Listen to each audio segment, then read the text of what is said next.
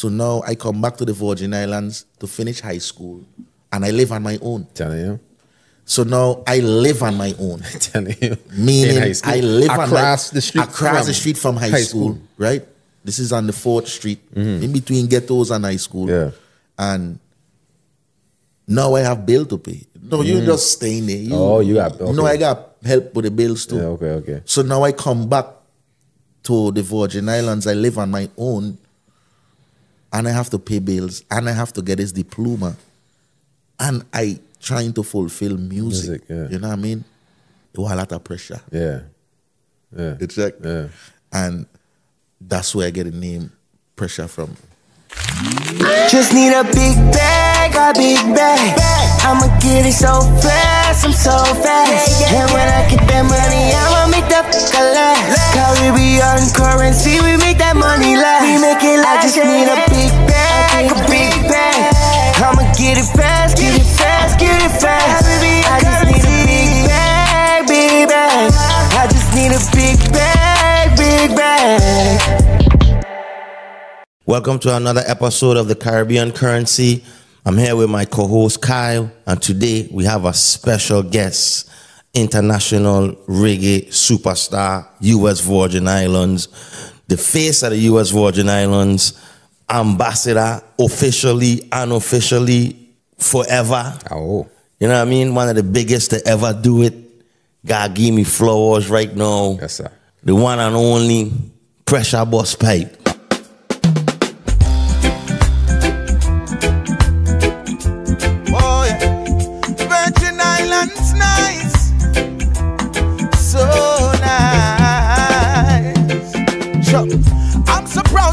From the VI, a place of history like the African side, yeah. St. Thomas and St. John and St. Dry, nothing can come between us but the waters that divide, yeah. Even though we're just a few square miles, I travel around the world with Virgin Island pride, yeah. A lot of people still going through strife, and still we live a joyful life. That's why the place nice, so nice, so nice.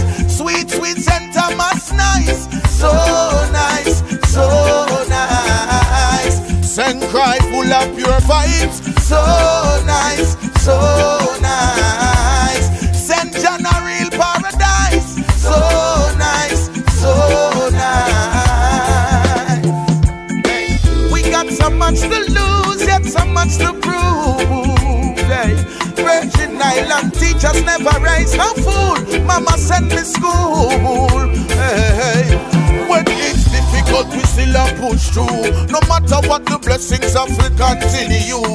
We are a people of great value. That's why we stick together like tamarind stew. Hey, remember Queen Mary, we make the fire burn, and Edward Blyden with the Africa vision. Remember St. John with the slave rebellion. General Butler say emancipation. Oh, Pressure. What you saying, my general? Give thanks, man. Yeah, man. You know? This episode here is a very special episode for us, you know what I mean? For us is a giant, especially from where we're from in the Caribbean, especially the Virgin Islands, you know what I mean? The guy just kind of had some feats, you know, that nobody never really envisioned could have even happened in the times when we were coming up as youth man, you know what I mean? Being in love with reggae and dancehall, and to see him rise and just go global after so many years. What it is now, 20 years? More than 20 years. More than 20 years. We still in shock, and we still in fresh off the South African tour. Big true, tour. True. You know what I mean? So quick round of applause for Pressure Busspipe, you know? Clap wherever I is. We could hear you. Clap. We could hear you. You know what I mean? Yeah, man. But yeah, Pressure, like, just to echo off our red say, you're doing this thing so long, dog. Yeah. And we come from a Calypso land. A land of Calypso soca. So you pretty much spearheaded it from where we from, the reggae era.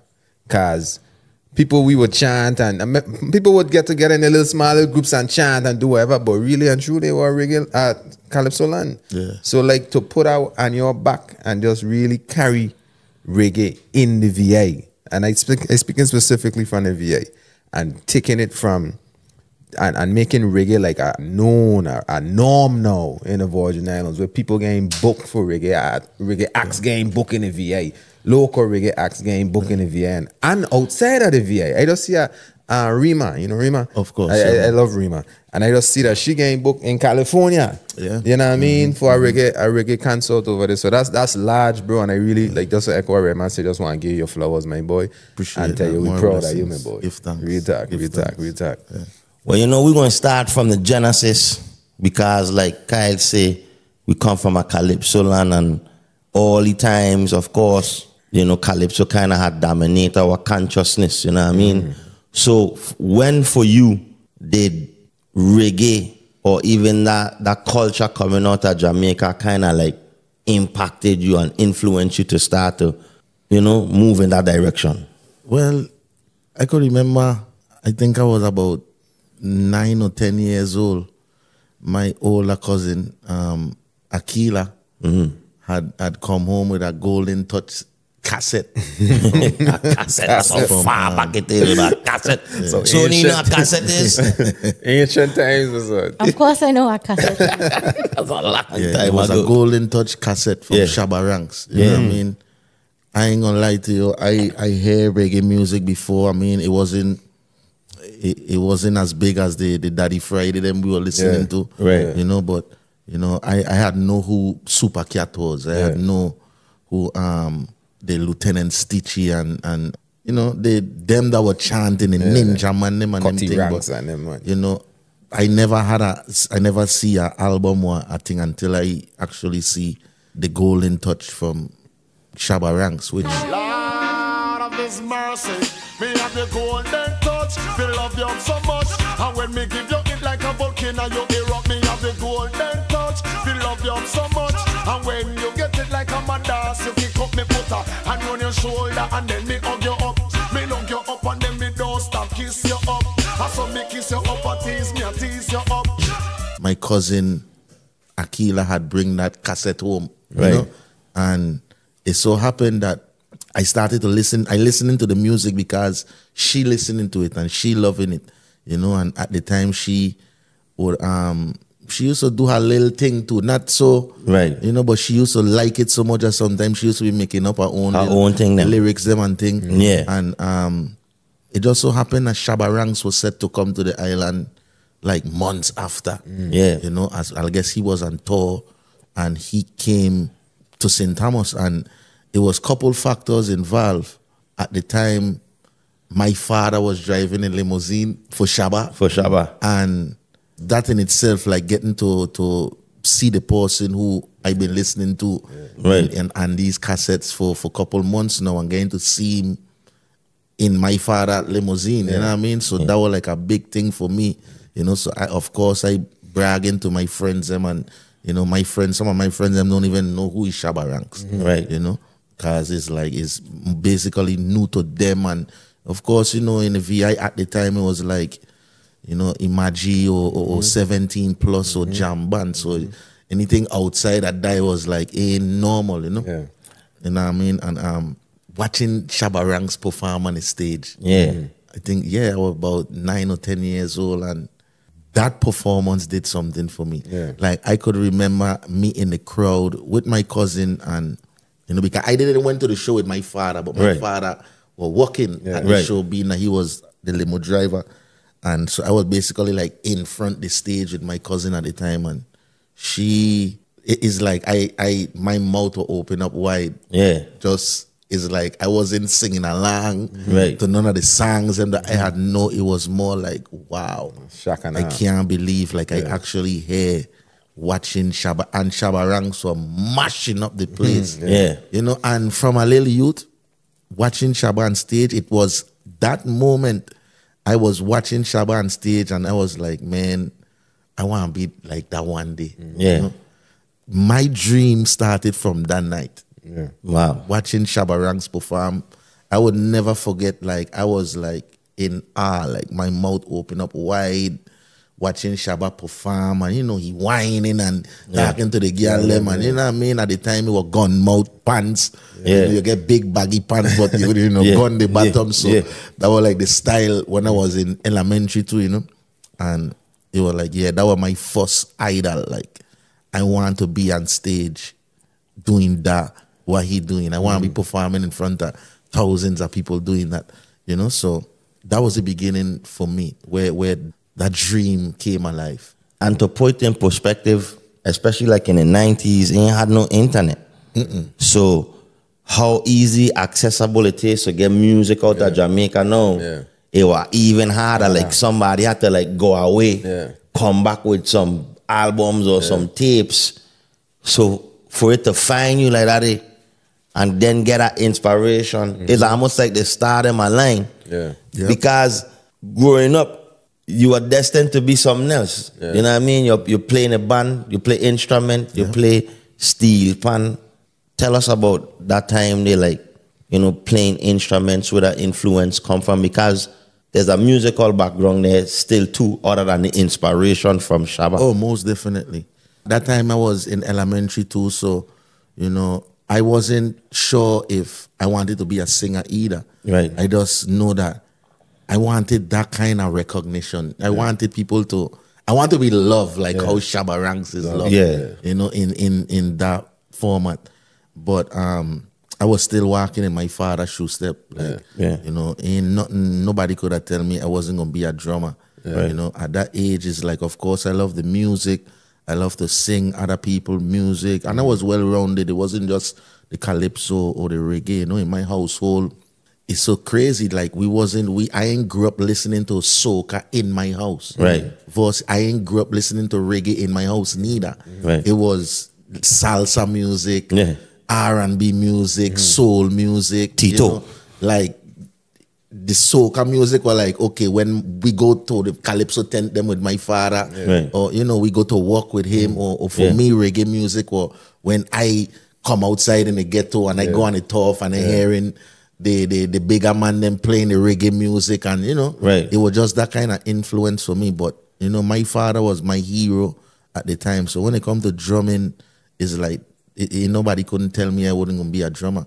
So, you know, knowing that my father was a popular drummer in elementary, when I first got into the music class, the teacher was like, I know you want to play the drums, but I'm gonna give you a trumpet. I remember you walking around this heavy ass trumpet. I didn't want to play the trumpet, but in the end, I realized I had needed to learn something else, and it helped me because I was able to read music. You know, I was better musically inclined. You know, learning notes and octaves and stuff like that.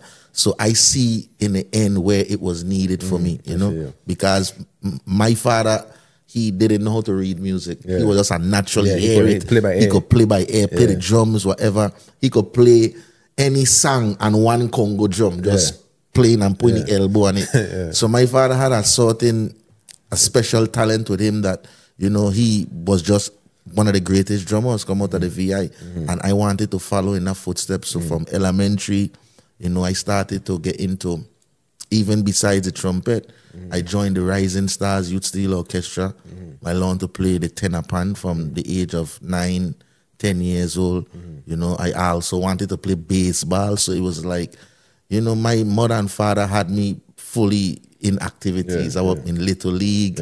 You know, I was playing with the Rising Stars. It was like anything to keep me from in the ghetto 24/7. You know, like, okay, you have this to do. You have Rising Stars. You have to go play with Sam, with the Rebels, and so I was just full of activities going on for me as a youth. But it was a time when it was like, you know, I want to become a baseball player too. You know, and all my peers, everything is baseball.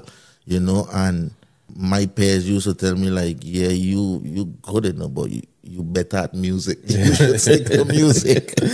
You know, so I used to hear that all the time. I'd be in a ghetto shooting around and playing game with them, man, and, you know, I missed 2 shots, and them, man, I be like, them man stick to music, them, man.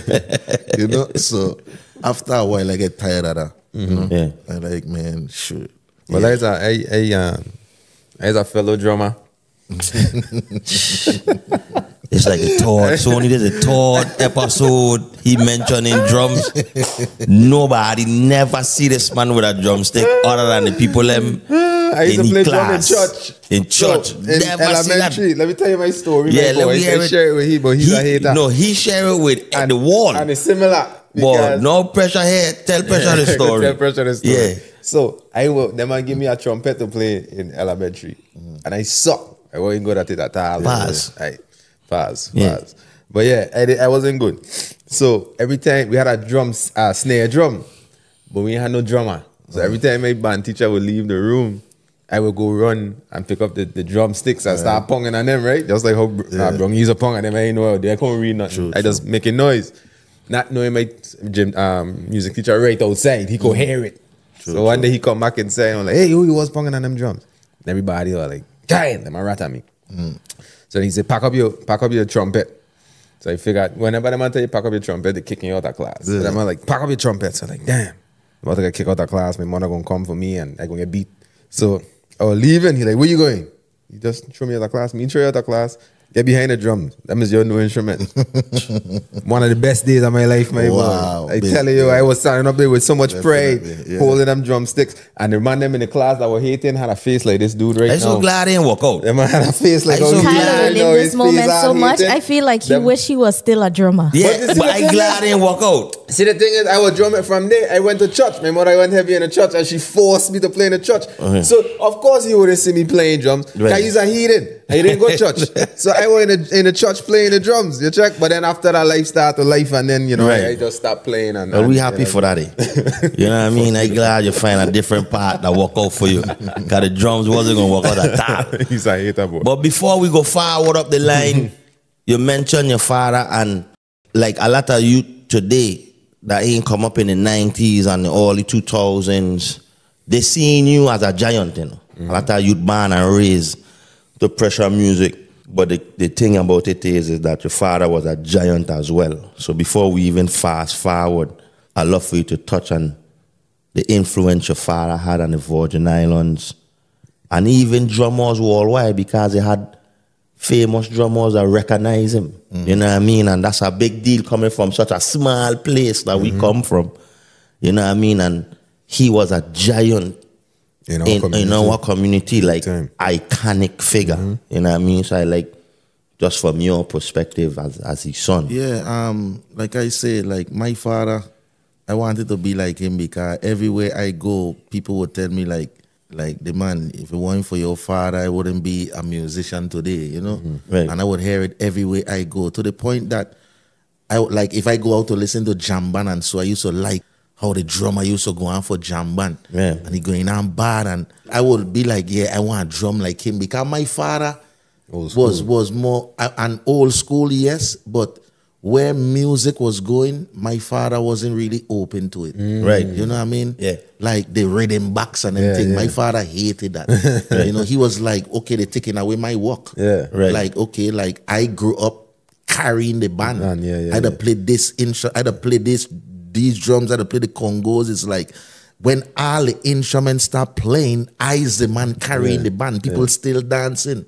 So when my father see the rhythm box coming, he like, they're taking away my work. That's cheating. Like now these bands, they don't need a drummer. They go just string up a rhythm box and bass man and a keyboard man come and play. So my father hated where music was going. You know what I mean? But for me, it was like, it's a younger generation, and I understand where my father was coming from, because my father like was the proof in the pudding. Like when you hear people talk about the way he drum, it'd be like, no man, like he fully was the man. And me growing up in his shadow, it was always, that's Brungy's son. So that used to make me feel proud. I started to play in the Lockout School's consort band. Then I moved up to Cancrine, and I played in the consort band there. Then when I reached to high school is when I really started to get more into drumming. Because in elementary, I played the trumpet. Then I moved on to Cancrine as a trumpet player. But by the time I reached to high school now, is when it's like, no, I don't want to play trumpet no more. I want to play drums. So I was making it known to my the teacher at the time is Francis. I came in as a trumpet player. I think it was a number second trumpet player. And then when we done practice and thing, and she gone, and I go jump on the drums. Yeah. And I go beat them drums and thing, and Miss Francis would hear me and be like, no, I see you really want to be a drummer. Like you put in more effort into this drumming than as a trumpet player. Yeah. So she switched me out. You know, she switched me out like by 10th grade. I was playing the drums. I wasn't on the trumpet section no more. You know, and that was like I started to feel myself more now getting into something I love. Now I was drumming for the jazz band. I was drumming for the steel pan in school. I was drumming for the choir. I was like the main drummer. I had other drummers, but because it's like it had make sense to have Brungy's son play because he got to be the baddest. That's Brungy's son. Right. And I was basically practicing to try to live up to my father too, because every time I go home, my father have to know that I do good today. You know, so he would hear it from everywhere, like, listen, your son know to beat them drums. So that would make me feel proud in itself. So my father didn't want me to be a drummer either. You know, because of the tribulations he been through as a musician. So here it is now, me looking up to him and seeing him as this successful drummer. And he never buy me a drum set. Like, he never was like, okay, is he bored? He coming, let me buy him the cheap drum set so he could learn and do his thing. My father was like, nah, like, you know, like, if he gonna drum, this can't be his main source of income. Right. I don't want him to go down the road I've been down. You know, with like I working in hotels playing drums and I ain't get paid at the end of the night, and I got family and I going home and me ain't no money. I got to tell my wife an excuse, and then I get all these back aches from playing drum all night, and it's like all the negative that he been through, he would push it on me like, bro, drumming is nice, but you need to go and get you a job. You need to figure out college. You know, you need to figure out, you know, a real job. You know, this you could do on the side. You know, and I guess he and my mother would catch up about that a lot. You know, because my mother used to support everything that she see me doing musically, and used to be like, my son, buy your damn son a drum set. And he and my mother would go through it, and I could remember hearing them like, no, you buy me a drum set if you want to buy me a drum set. You know what I mean? So my mother buy me a drum set. It was a cheap drum set. But I used to beat that drum set till my father be like, ah, stop the noise. Making noise in my head. And my father want to watch it TBS and Gilligan's Island and all that thing. And Brave. I can't really get to go on how I want to go on. And my father have a storage room full of all kind of musical percussion instruments, cowbells, bells, everything you could think about, timbales. I had to wait till my father wasn't home to play these instruments. You know, first of all, to get the instruments them out of the storage room, he done concern about how you're gonna put them back when you're done. You know, so I used to have to do a lot of that when he wasn't around. You know, and I find my love when I find the love of it when I reach in high school, and I realize how much love I was getting from my peers. From like, yo, Pressure is a drummer. Well, Delay, you know, you know, he's a drummer. He's, you know, that's the one we want to play the drum. And then Miss Francis, I was like, you know, the drummer that she would always want to be a part of any event. Even when we were traveling to, when I was in 10th grade, I was able to travel to London with the school band, you know, and of course there were other drummers, but you know, Miss Francis was like, okay, we in competition, so I need Delano to be on the drums, you know. So at every point, I always felt like, you know, like, okay, this is where I supposed to be. You know, the people them love me. You know, I don't never, like when I go shoot around on the basketball court, they want to like stick to music, but when I do music, nobody ain't telling me stick to basketball. So I realized, like, you know what, I better just stay over here, you know. So, you know, I would stop playing. But it wasn't like you was a bad basketball player neither. No, I wasn't bad, but you know. The fact that you were so good at. Trust me, like in the ghettos at that time, I personally feel, without being biased, we are some of the baddest basketball players on the island. Like, for real. You know what I mean? So I playing against, I might be good, but I playing against Manda, the eat sleep basketball. Like these man and every man and teams in school, they an after school team. these man here like they serious about basketball. Yeah. I don't think I was ever that serious. Right. Like how I was serious with music. So it was plain to see where my attention really lies and where my talent was basically recognized more. Right. In doing music, you know, and all throughout this now, I like being an artist far from my mind. Yeah. You know what I mean? I is 15, 16. Yeah. And of course I love music like everybody, but I want to be a drummer. So I would think back on them days with me watching Shabba Ranks perform, you know, and I started to see myself like, okay, this is what I was dreaming about. I getting ready to be a big drummer that I might be drumming for one of the top bands or a big artist or whoever, and this is going to be my destiny. Right. I'm going to be a top musician. And yeah, life took its turns, and you know, I as much as I wanted to be a musician, I was like flunking in school because I only had one vision, like music. Like I was like, I don't need science to become a musician. I don't need social studies. I just need to learn this. This for sure gonna feed me for the rest of my life. I'm gonna always find a gig. Right. So, you know, as a young youth, I know I needed the diploma to make my mother proud, but you know, it was that time in my life, you know, adolescence, 14, 15 years old, and just feeling yourself and like, yo, I mean, I don't need that. Yeah. Like, I really gonna be a musician. Yeah. Like, I don't need Spanish. Yeah. Yeah. You know what I mean? Like, sorry, Miss Dove. why is it I have to be, you know what I mean? So I be cutting class and in the band room. Yeah. Yeah. And sometimes Miss Francis will run me out of the band room until she get tired. Because every day I cut in class and I in the band room. Yeah. You know, so she just used to be like, I can't deal with it. The boy in the band room, he playing the music. At least when he come in my class, he's an A student. Right. So it just reached Miss Francis that listen, like I can't get him to go to class. You think your father had in all his wisdom had foresee all of this, eh? Like when, like how your mother was like, yo, the boy want drum, leave him drum. And your father was like, man, I don't see the road, like not specifically you cutting class and them type of vibe, but like just going on that rat race of, like you say, I gonna always get a gig. You saw like your father live a lot of his life from gig to gig to gig to gig. And that's what he was running from. He was like, listen, this musician life, which it still is, is like, you know, it's a living testimony of it throughout my years doing music. Like, this isn't you can't expect a check every 2 weeks. This ain't something that is like, oh, I gonna get paid next week for sure. Like, you have to put in the work. And my father put in a lot of work without getting paid. You know what I mean? And you want to free and man. he ain't want that for me. And you know, of course, as a younger generation, I is like, no, ain't like how it was for you.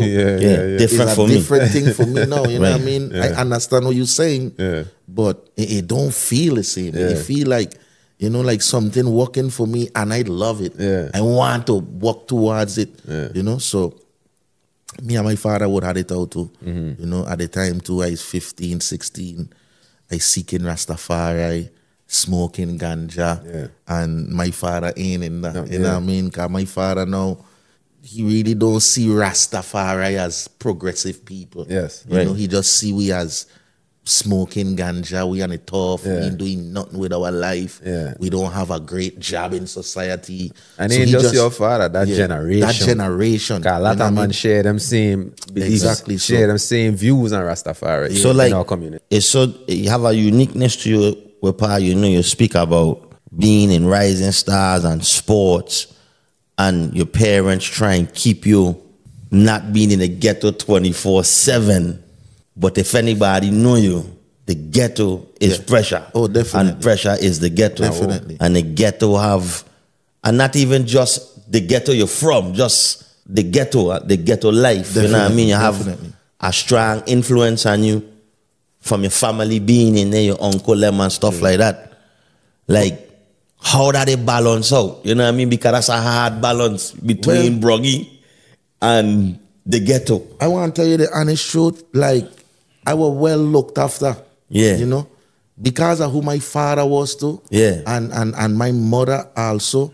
Like, I couldn't do nothing stupid. Yeah. You know what I Right. mean? It's like, they know my father ain't gonna tolerate it. They know my mother ain't gonna tolerate it. So it's like, I used to get sent home. Yeah. Like, my partner, them, boy ain't sent home. Yeah. You know?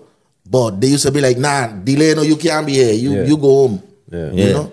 And I look back at it. At the time when it was happening, I used to be like, these man think I some clunk. Yeah. Every minute they sending me home, they want me wrong. They want me this and they, you know what I mean? And then as time go by, I realized like, they were actually looking out for me. Right. You know? They were making sure that I stay on a positive road. It's like if any, they had see the other ones, them are like, you ain't gonna add up to nothing. You come. Yeah, You know, you come. All right, cool. But he go home. Yeah. You know what I mean? You go home. We want you out here. And that was me. I used to get sent home from the top man them in the hood. Yeah. They'll send me go buy special. They'll send me go this and you know what I mean? It was like, look out for he. Make sure he good. I coming home with my trumpet. The man they stop me on my way home and be like, boss a little tune for we on the trumpet. And I got open up my trumpet and play a little thing for Rabi. Yeah. You know, play a little thing for Gaddafi and Osibo and the man go in the pocket and give me $5. You know what I mean? And I got home. Yeah. And when I was playing Little League, one time I threw a no-hitter. And when I walk in through the ghettos now, Roy had see me and he like, I waited in those papers, see you throw a no-hitter. And you know what I mean? And give me $3. Yeah. Got on my business and it was just like making sure because of the respect they had for my parents. Yeah. Right. You know, and how they see my parents investing in my future. Exactly. They know that they couldn't just get me to do anything. Yeah. You know, they had to continue that respect too. Because my father wasn't from the ghetto, but my father come from the first ghetto in the VI. Yeah. Savan. Yeah. You understand? Right. Like when he had no other ghetto. Yeah. Right. Yeah. Like, so that was real ghetto life. Yeah. Where it's like, we don't have nothing to eat at all. Yeah. You know, and I have to House go and and- beg the neighbor to give me an egg. Yeah. Or a dozen eggs from her fowl coop. Right. You know, and this person give me a bread, and them time the bread were like 5 cents a loaf of bread. Yeah. You know what I mean? So my father come from a time when it was like real ghetto, not killing and murdering and but poverty. Poverty. You know what I mean? Yeah. So my father used to come through the ghetto like, listen, I come for my son. Me, all these vagabond in the place. I just come to my son and we going in the country or whatever. My father never used to stop through the road. Never blow heal up the hand. nobody. He Blow the heal hand, blow the nobody hand. unless it's somebody he know he hang the hand. How the Come hand through used to go. And once we hear the hand, we know my father looking for us. Yeah. We do just stop whatever Whatever we you're doing. doing, yeah. And we Time to running go. to that to where my father carries, you know? Yeah. So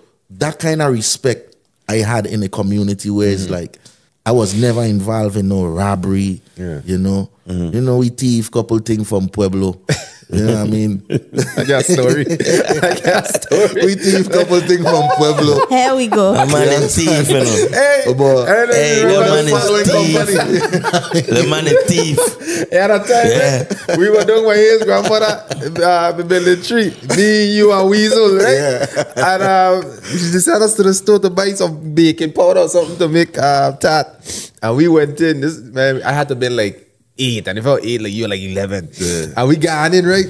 And we like, yo, did we steal some chicken? This before Pressure used to stop eating chicken. He used to eat, believe it or not, once upon a time, Pressure used to eat chicken. Of course. So we got in, right? So now we buy the stuff for his grandmother, and it's in one bag, and we don't pay for it. Now we got back in the store, you know, with the bags, like some scut. Got back in the store with the bags, and we got and put the chicken in the bag. Pueblo used to sell them that ready cooked chicken. The chicken was uncooked. Yep. So we got and put the chicken in the bag. Now we walking out. Weasel get the chicken. You get the stuff we pay for, right? So we go into the door. The old lady from Pueblo say, Mr. Smith, them 3 little boys was thief. I say, look, fuck again. Look how my mother got come for me in Pueblo. I go get my ass bust now. Boy, run. So luckily, Weasel was done by the door with the chicken, so he just bust off. Right? I went across the street. So then I come check our bags now. They find the chicken and I say, go home. So now we can't go back to his grandmother's house with his chicken and we pay for. We go get our ass bust again. So we in the archway eating his fuck like some real poverty-stricken man that ain't see food in months, and we bust down this chicken right to the archway. I got back and say like nothing happened, my son. So it's just a testament to talk about our ghetto life, and you know what I mean. You know what I mean? Like all them stores were like our kitchen. Yeah, man. Right, for like, sure. We ain't get Pueblo gonna see we. Yeah. You know what I mean? Fruit bowl gonna see we. Gourmet Gallery and Ramada gonna see we. Yes, sir. Like we just know like we ain't going hungry. We can't stop. We can't stop, bro. You understand? So it was a time. It was really a time in my life when you know, my father wasn't having it. So you know, I had to really if it wasn't for my parents, especially my mother, like I don't know where I would have been today, because my mother basically root for me with whatever I wanted to do. You know what I mean? Yeah. Once I was doing good in school, that was my mother only concern. But if it's music you want to do, full support. You want to play baseball, full support, you know? So when my mother realized like it's music I serious about, and, you know, at the time, you know, me playing the drums no more in 10th grade, and I seeking Rastafari, now my vision's turning, and, you know, I end up starting to stick to myself, and she just noticing that change in me, you know what I mean? Talk about that change a little bit. And not even a change, but the transition. How did, like, what influenced you towards Rastafari? Like, what environment, what a space, what like when you first discover Selassie, and even the teachings and the vibes? Well, it was music. Yeah. And that's why music is so important. Music is a powerful tool, you know, because in 10th grade, I can remember when Anthony B came out with Fire Upon Rome. Yes, right.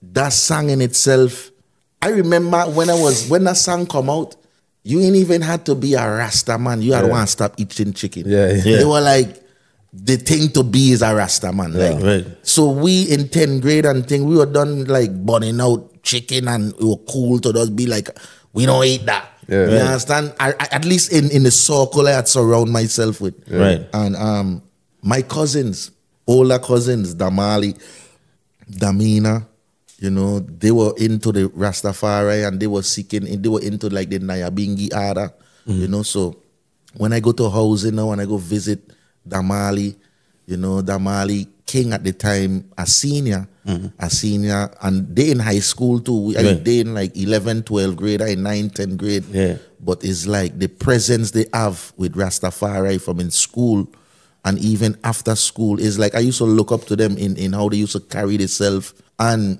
I want bun can too. Yeah. You know what I mean? I want to smoke some weed. So it's like it had make sense to really go around them and learn about the true culture of black people and things, because they were very knowledgeable about it, you know.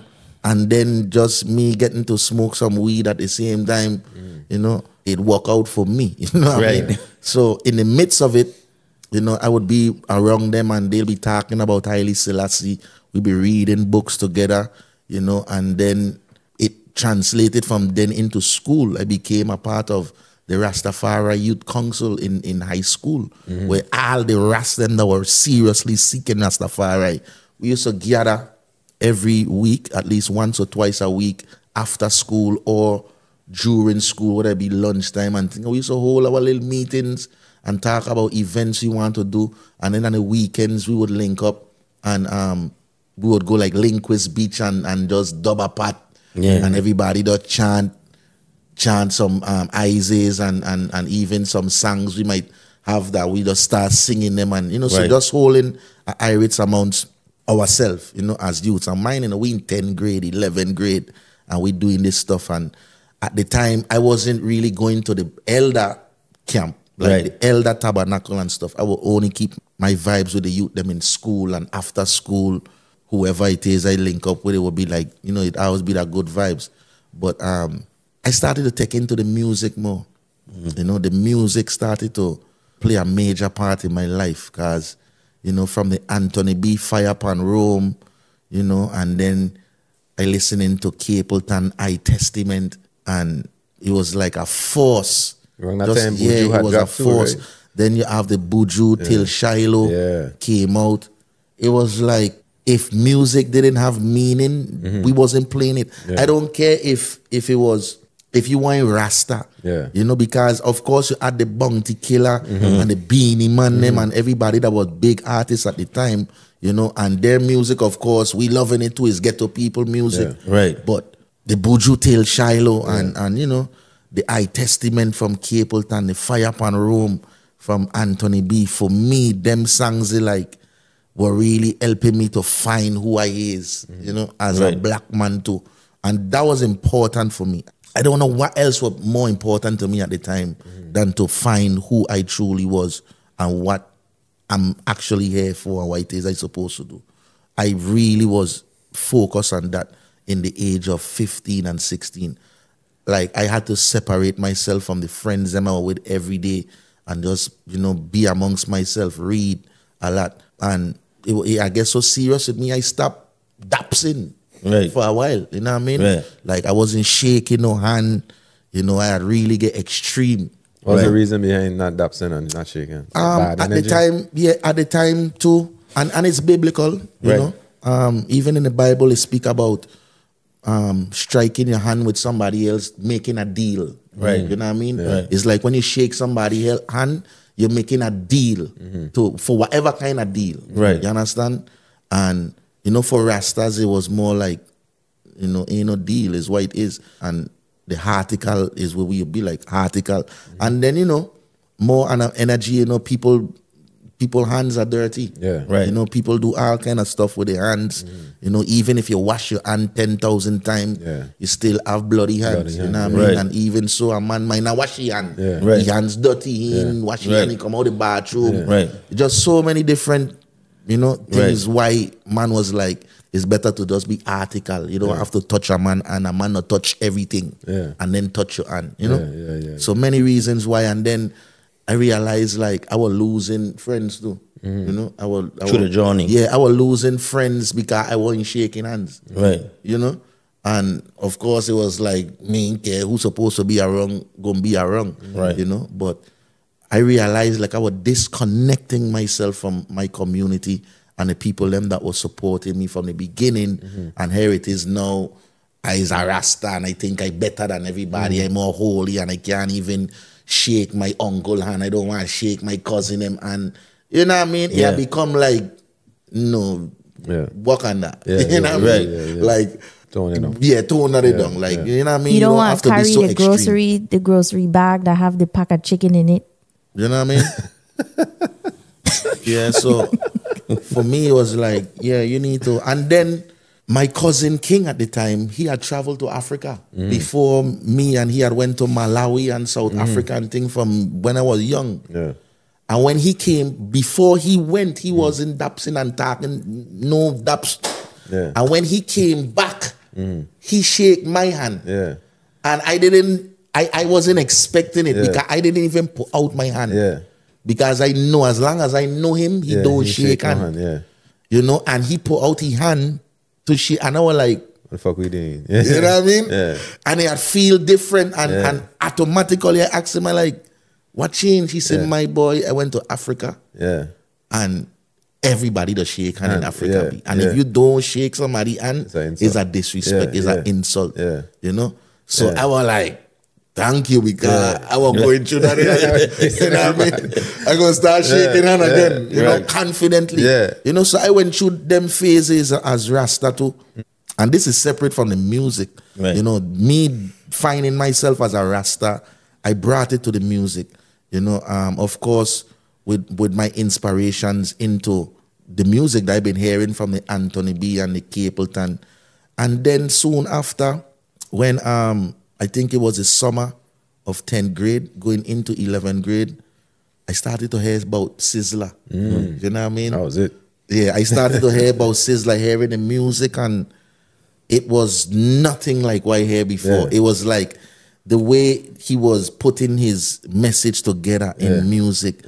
No artist, Anthony B. Capleton, Buju, no artist was being this articulate with lyrics. Yes. You know, like it was informative. Like they was straight to the point. Yeah. And it's like what Sizzler was saying wasn't nothing new from what they were saying. Right. Is how he was saying it. Right. And bringing more understanding, like, okay, Capleton them were burning the fire and it was like straight fire, but Sizzler now gonna burn the fire with a reasoning. Because and he gonna this, tell you the reasonment and he gonna he don't even have to say fire. Yeah. The things them and history he putting into music and showing what we've been through as black people through slavery, everything. By the end of the song, you saying ready, more fire. You ready to and he fire. ain't never say more fire in the song.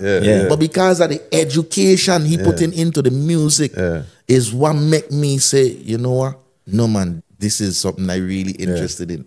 I like Sizzler. So me now, every Sizzler song come out, every Sizzler cassette, CD, I purchase in it, I thief in it, however I go get it. Right. You know what I mean? Like I need that. And I basically at one time was learning a lot about Rastafari through Sizzler music. You know what I mean? And it was because to me, I felt like he had already done the work by researching, even though it's great for a man to research himself.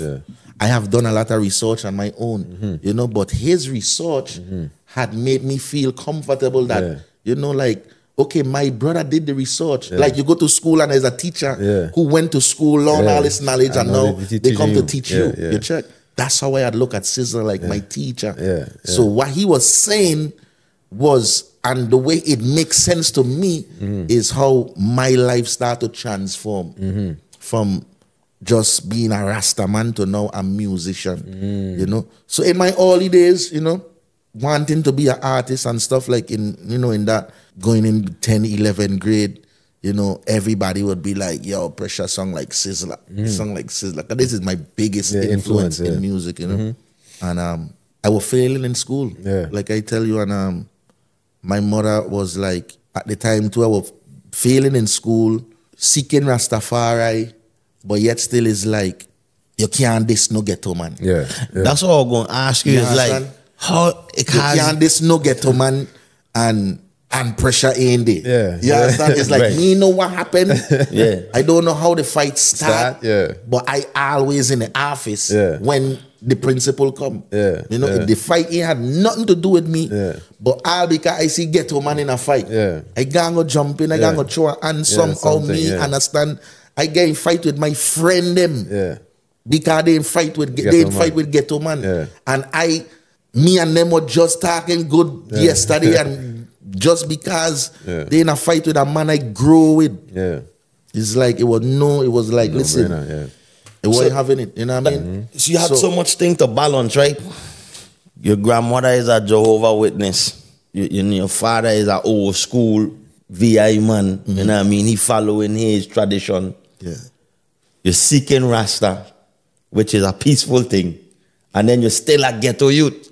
Where you're growing up in a community with a lot of other ghetto youth and you get this band. Half of them probably a family or family of family. Yeah, true. Like that balance, that fight, what a fight was within. Just trying to find myself. Right. You know what I mean? I knew that I couldn't go on without militancy. Sorry. You know, like I was being prepared through every step of my life at the time. You know, I had, like, you couldn't be soft living in ghettos in 1990. 1991, 92. You had to be tough. You know what I mean? Cause like, if you're soft, it's like the piranhas, them gonna eat you. Like, if you on a basketball court and a man crack a joke on you, you better laugh along with it.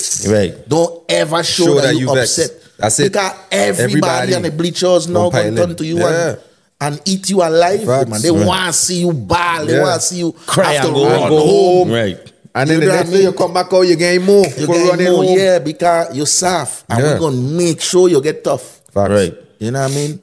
So, you know, even coming up, I get into a little fight in the ghetto and thing. And when I go home, my eye bump up and thing, my forehead bump up.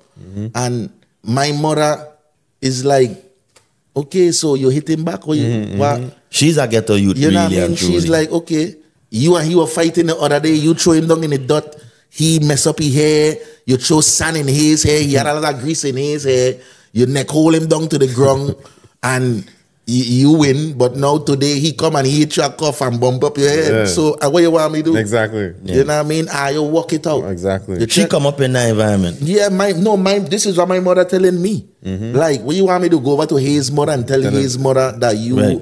he like what about me? She ain't come to me when you messy up last week or 2 weeks ago. So it was like, you stop. Yes. But don't come crying to me. Yeah. When it ain't go your way. It ain't go your way Yeah, because yeah. you should know better. You Right. know, so it wasn't easy neither. I can't really go cry to my mother and be like, this man do me nothing, this man do me nothing.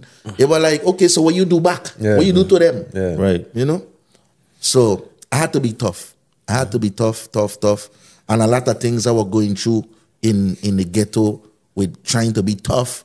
I couldn't even tell my father about it. Because my father, he ain't seen it that way. He ain't like, he don't care. Yeah. You know what I mean? I don't play wrong my son. You check? But my mother is allowing me to be a man, be a boy and fix my problems on my own. You know what I mean? Yeah. She ain't getting involved in little boy thing unless it's like, it's serious and they Serious, really messing with you. Right. But like I was saying, she come up in the ghetto. Yeah, I'm born ghetto youth. Right. Born, you know what I mean? So that roughness is done my already mother in born she. rough. You Yeah. know, Right. my mother raised basically all the siblings that come after her. Right. You understand? Right. She basically raised and take care of them.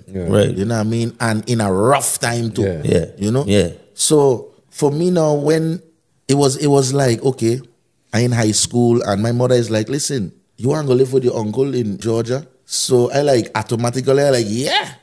Because I remember like when I was 9th grade, now I'm 16, you know, but when I was 9 years old, not 9th grade, 9 years old, my mother and my father had let me go to spend time with my uncle for a summer in Miami.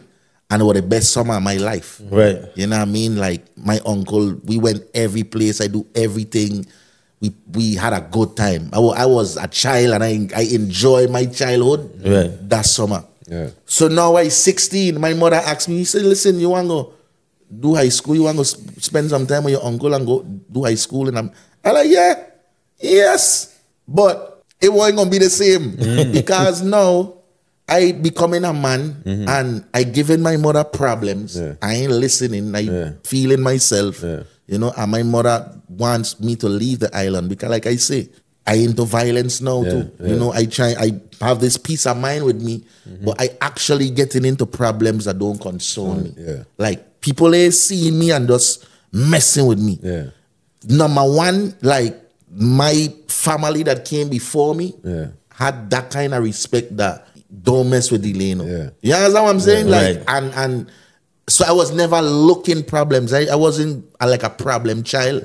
But if my partner them in a fight, we all in a fight. Fighting. We It fighting. going down like that. And every time I in the office and getting suspended to the point that I was threatened to be expelled from school because of the fights I'm getting myself into. I'm talking about when I could listen, I would laugh now about the meetings I were in with the principals, like thinking about what she was asking me, like, okay, so how this start? You don't even know. And they would be telling the principal, like, I don't even know this. Me and he ain't nothing. Me and he ain't nothing. He just see me.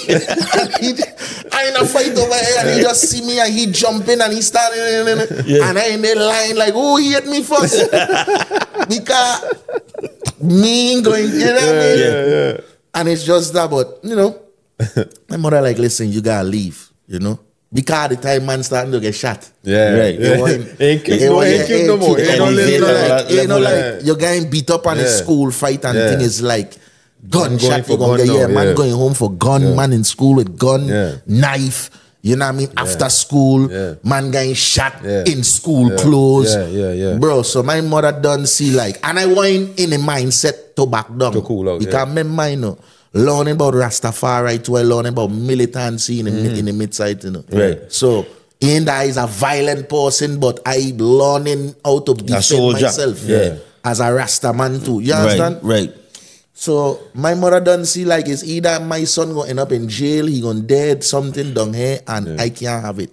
Send me off to live with my uncle. Now, reaching to Georgia, my uncle asked my mother to bring me up the summer before so I could get into the band, Right. the marching band and stuff like that. So, you know, I went up the summer. They had a little summer camp with the band. I joined the thing and I started to get into the classes and stuff. By the time school start, I was already in a music class, you know. So my uncle would warn me like, you know, like, I know you don't smoke weed. So here what going on? We ain't gonna do that no more. I need you to focus on your schoolwork. Like the reason you're here is to focus on your schoolwork. I can remember when it was my birthday, because my uncle let every one of them in the bun can. And it was my birthday and my uncle called me and he was born in a can. And he said, listen, take 2 talk out of this spliff.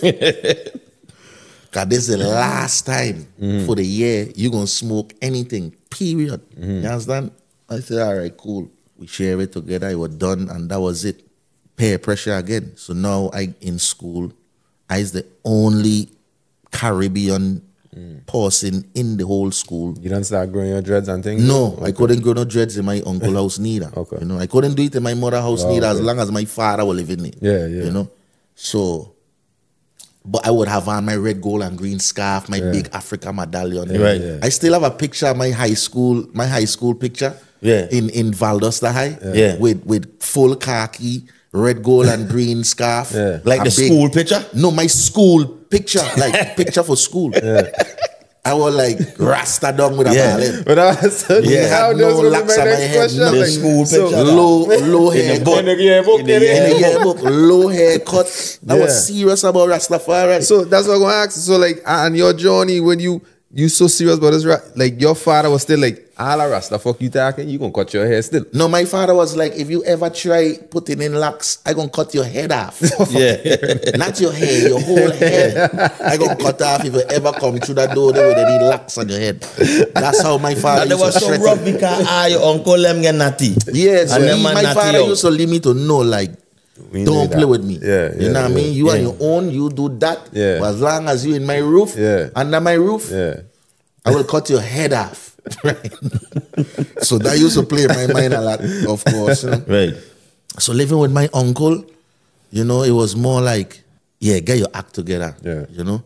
And, you know, again, I still at an age where I feeling myself young, adult, you know, and I go into school and everybody in school, whenever they get a chance to ask me something, it was like, yo, y'all be smoking that good down there, don't you? Right? And I like, yeah.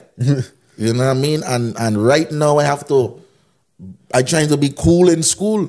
So, yeah.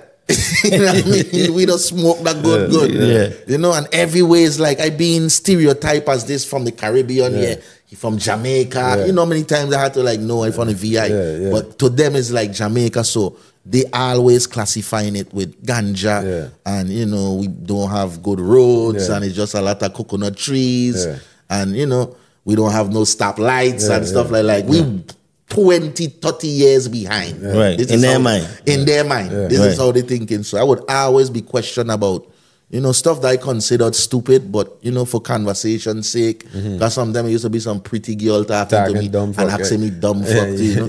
So I used to, for conversation's sake, you know, have a reasonment to them. And it would just be like, I had to prove myself, bro, because now I get youth who are coming from the slums in Valdosta, Georgia, and them man respect me a certain way because I don't move different and my accent and, you know, they just want to talk to me. And then when they talk to me, it's like somehow ganja always coming up. More ghetto youth again. More ghetto youth again. So I just being loved by everybody in the school, especially the youth them that come from in the hood, and, you know.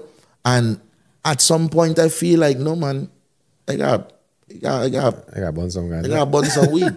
You know what I mean? And me gonna bun it in my uncle them face, but I gonna bun some weed. So I end up starting to do the same thing in school again. You know, but I doing it more professionally. Would leave school lunchtime, smoke some herb in the bush, come back, you know, to school. And let me tell you, in Valdosta High at that time, man was smoking cigarette in school. Like teachers passing, like students. I talking about like man is 16 years old, 17 years old, and they smoking At the time, we would call it a squirrel or a squirrel or whatever. Yeah. And these men would be smoking cigarette in school, after school, before school, like right outside the school door. I never see this in a VI. Crazy. Like, we don't smoke cigarette, much less weed in front of the school like that. We going wrong a corner, we going, you know what I mean? Sometimes we used to go down by the annex to Bun. You know what I mean? We used to go down by the trailer park, down by where Park Redman used to live, and Bun before school. But you would never see nobody smoking nothing in front of Charlotte Amalie High School. I gone in America now when I seen these Yankee doing it. And worse than cigarette too, you go into the bathroom, so use the bathroom, you're smelling crack. Crack and then fuck, You understand? And you could smell it from out of the stalls. And sometimes I walk in the bathroom and I walk out. So I started to learn. Them are into Spranger then too. Yes. So I learning about a culture that I ain't interested in. And I ain't interested in it neither. You know what I mean? I only interested in the all part. So me eating no meat.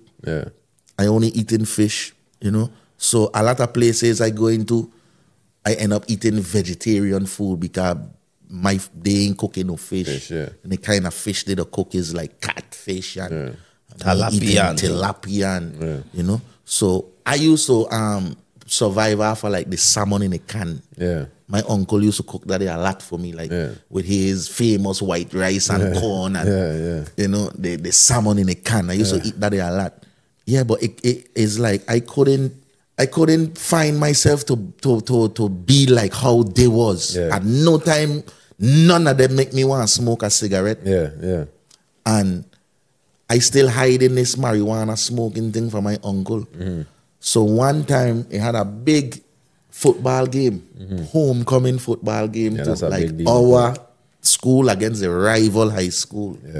And me and all my friends and everybody, we to this game, and of course we done planning to go burn some can. Wrong halftime. Halftime come. Me and three of my friends and we left the schoolyard. And we walk outside to the playground and we smoke our weed until it was like nobody like was just us alone. It had some people outside lingering. We didn't even realize that the game had started again. Wow. That's how much fun we were having. We were over there laughing and talking and giggling and just high. Till we realized the game done. And we're like, wait, the game done? We didn't even make it back. So now I rushing back to get to the game. I trying to get to the bathroom. I go fresh up myself and got my uncle coming to pick me up. And the way back to the game, my uncle see me. He like, hey, we over here, come. And you so ran then he like, where Will? He like, where Will? I think Will over here. Let me go get him. He like, no, you come to the car. Let me go look for him. Wow. I done trying to find ways to like get to the bathroom. Air out. So I got in the car. I got to go sit down in the car.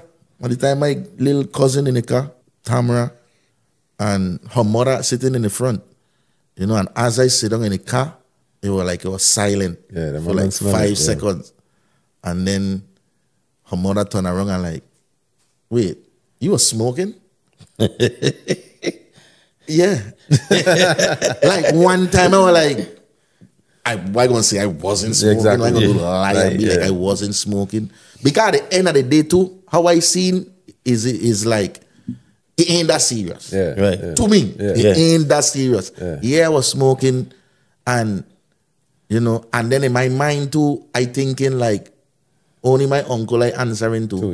And my uncle can't see that bad because he does smoke. Me and he does burn the other day. And he tell me don't burn again. But I burn, and the most he gonna do is be like, I ain't take the man, and then it done. You know what I mean? Well, it was really done for me. Because verbally, it was like verbal abuse in the car. And I just in the car like, my mother never went down this way with me for smoking weed. So now I'm in the back of the car on my way home, and I just hearing them just like cussing me and like, white is, you don't listen, and you know, she and him getting into it, and he keep turning around, and you see? And then when I get put back him on in a tight spot. Then when I get back to the house, And he come in the bedroom. When I went in the bedroom, they just sitting down like, oh, I can't believe they went on this bar with me just for a little bit of smoking a little weed. Mean, do no criminal, nothing, like cool, everything's safe. Right. My uncle come in the room and he call my mother, you know. He tell my mother what I do, and my mother is like, put him on the phone, you know. My mother come on the phone and she's like, Delano. I'm like, but mommy, I ain't like, I do not cry, just born a little can. She like, yes, I understand, but you're in their place. You have to follow their rules. You ain't with me. You're with them. And they tell you not to do it. You need to follow their rules. You know, so I realized like I ain't had no help. You know. So I just stopped smoking. But it wasn't just the stop smoking for me. My uncle took me out of all my musical activities. Like I couldn't play the drums. I couldn't play the trumpet. I couldn't do nothing that I wanted to do at all. I couldn't even go any place unsupervised. It had to be with the family.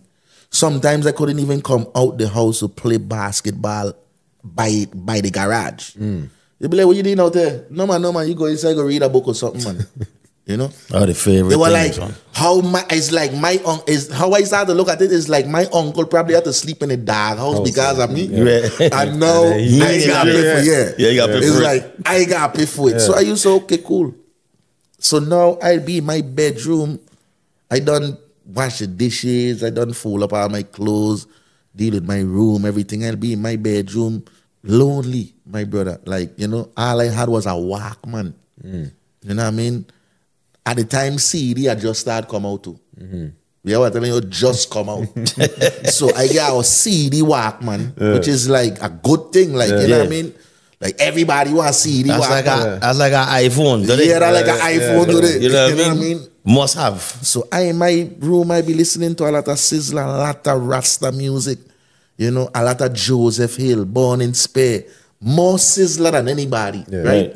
But anything having to do with Rastafari music, I be listening to it in my room. And then I start to write my own lyrics. I would be writing my own little thing and here and there. That solidarity. The fact that you couldn't go outside. I couldn't go outside. I couldn't do nothing. It forced you into. It forced me into experiencing what these thoughts are and jotting them down. Exactly. So you think if that solidarity wasn't there where you were forced. I probably won't be an artist today. It's crazy.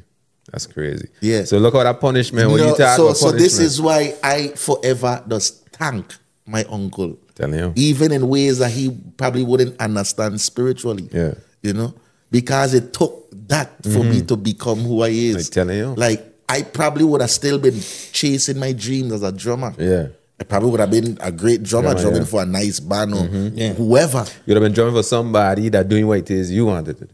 That's even what he wanted to do. What he doing. He didn't even want to do. Not that he didn't want, but that wasn't on his mind. So I basically started to focus on my vocals, you know, but it was just kind of like a hobby for me. I wasn't serious with it either because I just used to be thinking about, I can't wait to get back to the VI. So I could start to play the drums again and get back to what it is I really love to do, you know.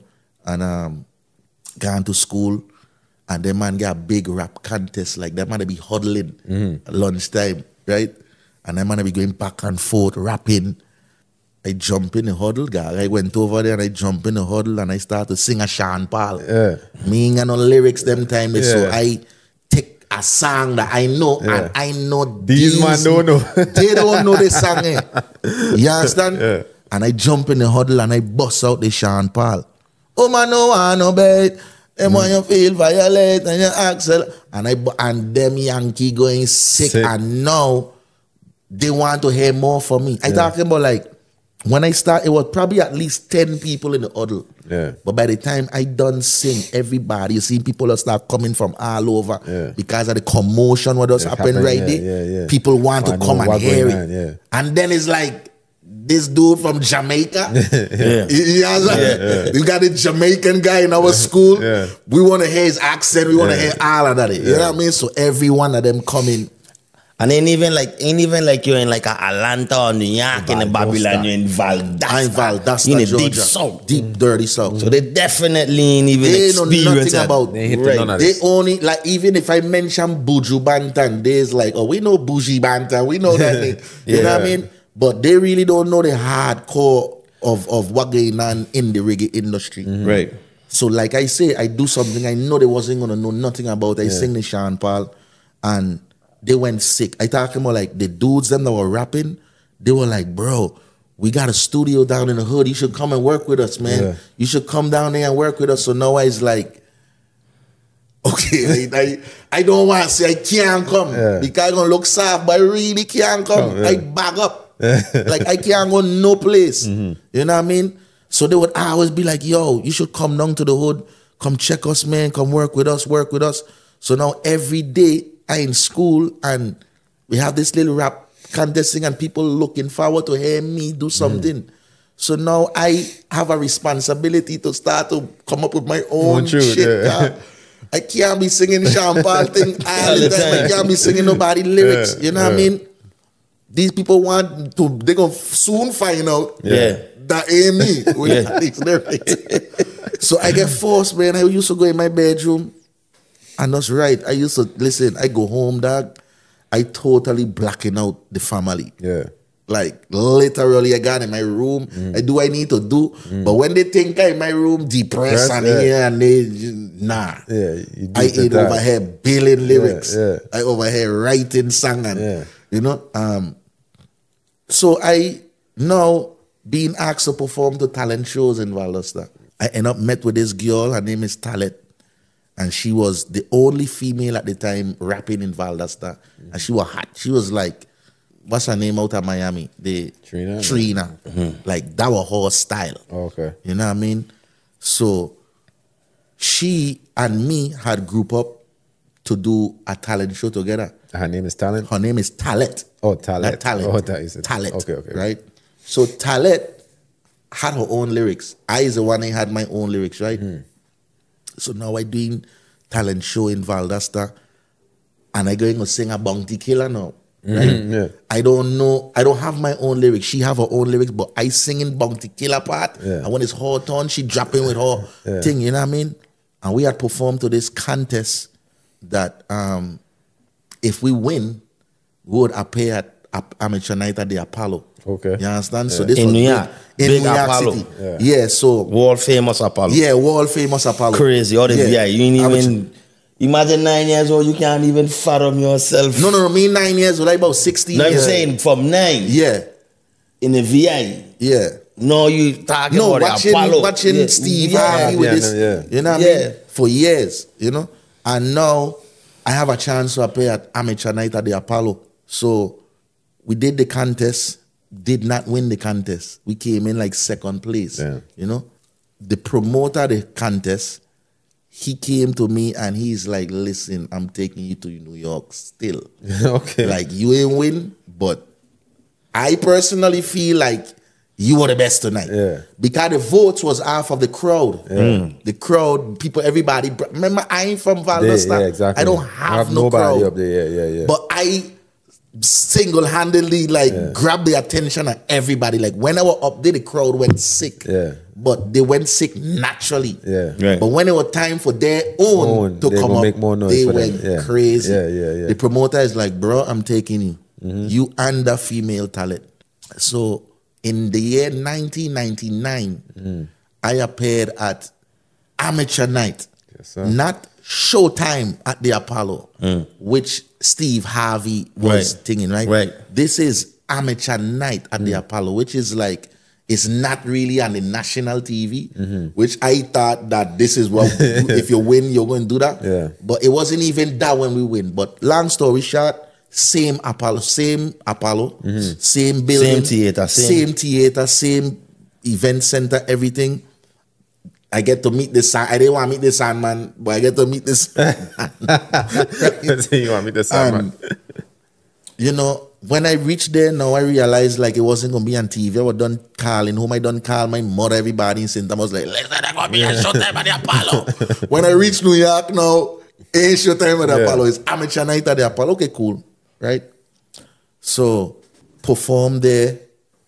I downstairs watching. They had us watching like this little TV, big box TV. We probably could have see who performing upstairs, you know. And all I hearing is the Sandman coming out. Jeez. For people all the time, bro.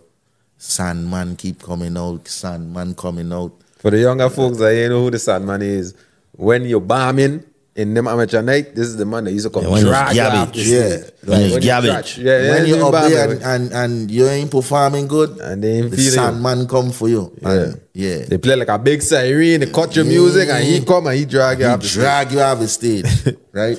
I nervous, I think, bro. And then I ain't even singing a song that is mine, you know? So I just hoping that I do the song justice enough that the Sandman don't call for me. When I was called, me and the girl was called to go up on stage to perform, bro. It wasn't a big crowd, you know, like what you usually see at Showtime at the Apollo. But there was a lot of people still because each performer brought their team with them to cheer them on. Again, me have nobody in the crowd. Same thing I did. Natural. When I went out there and I performed me and the Queen Palette, people stand up, they were rocking with us, and I just was like, cool. I could remember this dude in front, he was going sick, like finally a Jamaican in here doing something right. I always had to fight with that. You know what I mean? But I used to be humble because I realized like, okay, they don't have the understanding. They don't have the understanding, and it's like sometimes a losing battle. So let me just go ahead with it, you know? And going sick, everything, my boy. And so now we come off the stage and I done feeling like, why I gonna win, man? No, because if I win this, I get to appear and Showtime at the Apollo. And bro, I was so sure I was going to win. It had this little girl come out and do a Tina Turner impersonation with wig, everything, little dress, everything. And she must bring out like 3 Greyhound buses of people. Oh, okay. And they went sick for she. And she ended up winning. And, you know, I was just grateful to have the opportunity to... that was your first time in New York? That was my first time in New York City. Big opportunity. Very first time in the Big Apple. Reach back to Valdosta now and my head gone. Like, you can't talk to me like that because I just performed amateur night at the Apollo. Like, you know what I mean? What you ever do? I don't do Apollo. Yeah, you call me on the phone, I talking soft. I like, yeah, what going on? Yeah, everything cool, you know? I mean, I really like boasting about it. I would call home and nobody ain't see it. You know, so I had like little videos and stuff that were taken that I had show people and everybody had love it and rare. But at that moment I realized like, okay, it is something happening for me. I need to take this as serious. You know, I being placed in a direction where, you know, I didn't expect this but I gonna embrace it, you know. I was able to do that though, like it seemed like as the obstacles come that appear to be obstacles and the different situation arises, like you gotta find yourself following the ebbs and flow of what you want you to do. You know, certain people, like for me, I could have seen myself going in a certain direction, but I deliberately fight against it. But it seemed like for you, it's like, what is appear in front of me? I obedient. Right. I obedient to the forces, you know, especially when it's in the lane that I love. Exactly. Yeah. You know, I obedient to it all. Yeah, you have to. Yeah, you have to because you gotta let God walk through. Yeah, you, exactly. You know? I was gonna say that. It's one thing when somebody ushering you this way, but if it ain't something that aligns with your spirit and what it is you try and do. But when you tap that thing, tap into that thing that make you feel good and align with what it is you got going on, ain't no other direction to go but where the flow is. Right. I was humble to the forces. I know that, you know, it was something greater than myself working. You know. So now my uncle starting to really kind of take my thing like serious because I will be going to him, writing my lyrics in the bedroom. He'd be outside watching TV and I'd be like, uncle, listen to this a second. You know what I mean? Bust all the lyrics for him and everything and he'd be like, yeah, okay, songing good, man, songing good. I'd be like, hey, they say, then man want me come down in the Puerto Rico. He'd be like, no, sir. He ain't going down in no hood. Dung whip a dung on the west side with them man that be down there all crack that be selling. No, you ain't going down there. You crazy? Be like, well, uncle, That's why I got the man them have a studio. Me, if you want to come with me so I can record, that's cool, but I really want to get it done. So he'd be like, well, we're going to see about that. You just continue working on your grades. Continue working on that. So me now, all I have to do is homework and music. Me and nothing else to put my mind to, like when I went in St. Thomas, it's like, I want to do this, I want to chill on the turf, I want this. It was like the only thing left for me to do was homework and this music. So I definitely put all senses towards it, you know. I bring up my grades them, you know, and I keep asking my uncle to go in the hood, like at least once or twice a month. I'd be like, you ain't make up your mind yet? Because he would always leave it there, he wouldn't be like, nah. You know what I mean? But he'll be like, no, you ain't doing good yet. Me seeing you doing what you're supposed to do yet. And you know what I mean? So I just used to have to go back to the drawing board. And my grades had went up, you know, and he allowed me to go there one time. And that one time he allowed me to go there, I was able to record 2 songs. He tell me, I going to drop you off and I going to be back in an hour. Wow. If you ain't finished in an hour, that's it. You got whatever you're doing, wrap it up and let's go. But I ain't wasting no time. You're going to be wasting no time not sitting down there. You understand? When he come back, I had 2 songs recorded. I remember I done writing so much lyrics. Now at this time, now I have like at least 4 songs, you know, that I write out. And when I went to the studio, these are songs them that could have fit on the beats that they were playing. You know what I mean? So I end up, when my uncle come pick me up, push the CD in his deck, he was like, oh, this song good, man. Oh, when you write this, like, you know, it's the same song. Like, what? So now he into it. So I now bun a CD and I send home a copy to my partner Cat in housing, right? And I send a copy to DJ Cat, long in Florida, no. Yeah, right. Yeah, Fat Cat, right? Yeah. And Cat from the beginning used to be like, yeah, dog, you bad, you know the man, how you used to do this here before you bust off? How you like? So I used to be like, the man, bro, I just get into it now, the man. You know what I mean? He'd be like, the man, you need to link with Rafi, the man, Rafi don't get anything. And I like, okay, cool. So then I end up link with Rafi on the phone and think. I used to have my little time to make phone call. I had no cell phone and thing back then. So I had to like ask my uncle them to use the phone and so I end up getting in touch with Rafi and Rafi like, send it to me, man. And when you're coming home, we need to link up and do some work together. And so now, me seeing myself needed in America, I seen all the support I need is in St. Thomas. Like, you know, the people them who I know love what I doing for real and understand it, they in St. Thomas. And they is like, bro, you need to come back home. You know what I mean? When you come back, I like, I don't know my son. So now I begging my mother like to bring me back home. And, you know, my grades going up. And I'm like, mommy, I want to come home and graduate. Charlotte Amali. That's crazy. As a sham.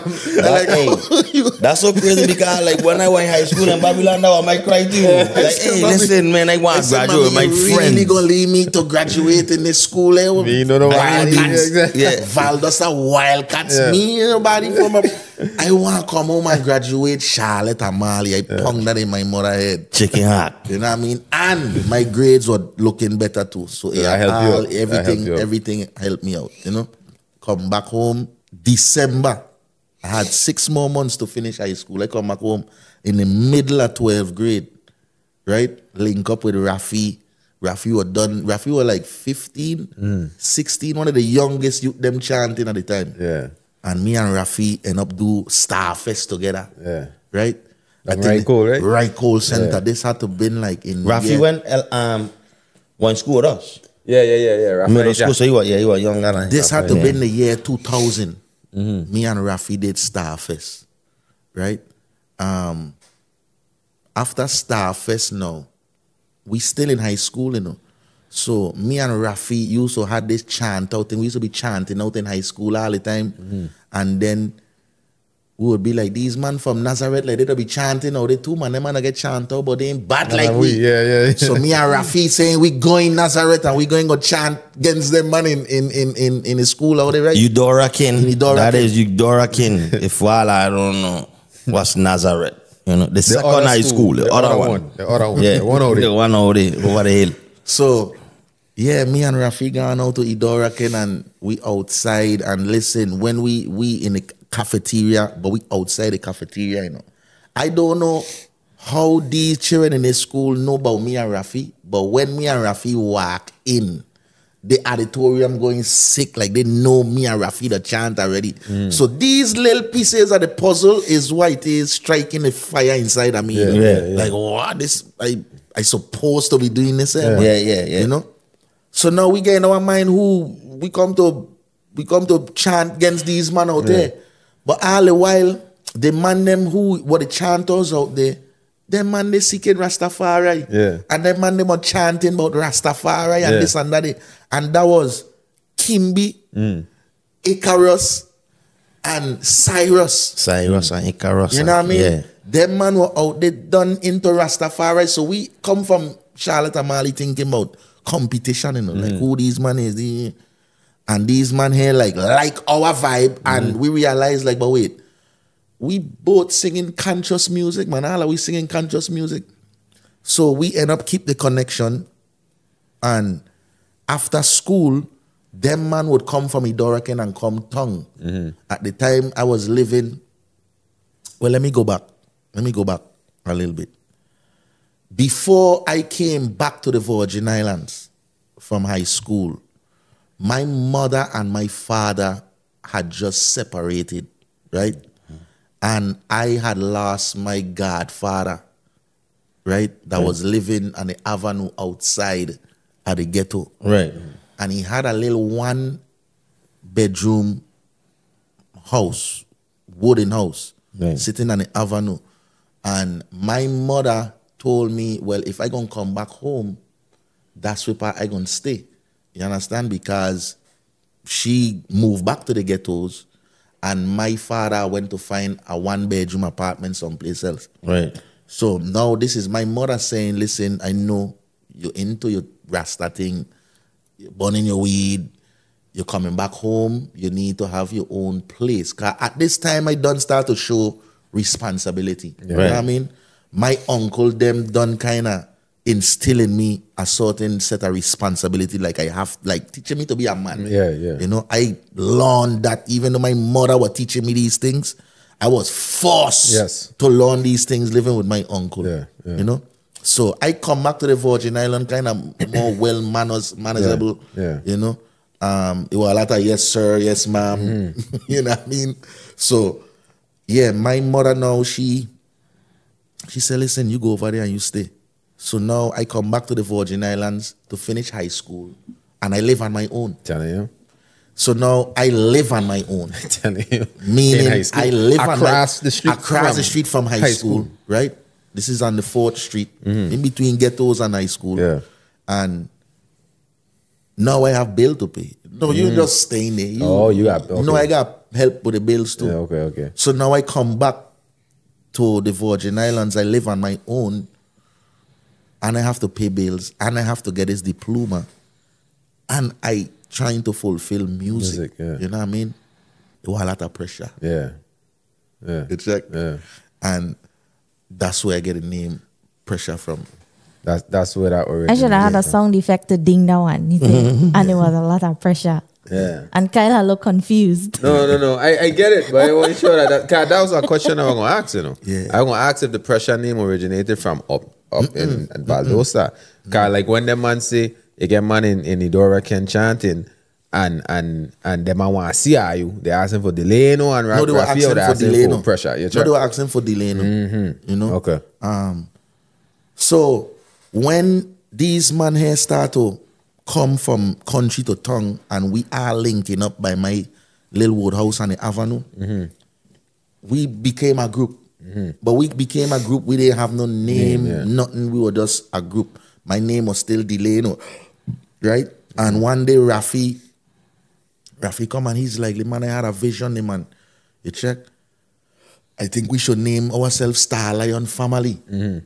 When he said, ain't none of us like attest to it. Yeah. All of us were like, that song hard. That song hard. We gonna go with that. Star Lion Family. Yeah. That's sweet. You check. But I still delay no. Yeah. You know, and the music I doing and the songs them that I writing is like they had a lot of pain in them. They had a lot of, you know, and it's like my name was like it don't match. Yeah, it don't match. You know, and of course my idols them, the Sizzle and the Capleton and you know these people that have a name. I feel like what speak for them, like me. I didn't think like my real name was speaking for the kind of music that I put out. Yeah. Right. And I was searching for a name, but not really searching for a name neither. You know, I was like, okay, it's gonna come to me. People used to call me Lil Brongy, Brongy. You know, I just used to be like, however a name coming on just come naturally. Right. And in that environment that you were in when you had to move back home and all these bills and all this pressure Listen to me, man. upon you. Listen to me. That's exactly one day. It was a lot of pressure for me. I could remember the day when it was like the bill, the light had cut. You know, and my mother never used to leave me out in the cold. Yeah. But she used to allow me. She used to allow things to happen. So I could So I could learn how to be a man. Yes. So she know what she was doing. You know what I mean? 'Cause every time I like, mommy, the bill cut, you know, she'd be like, so how you leave the bill cut?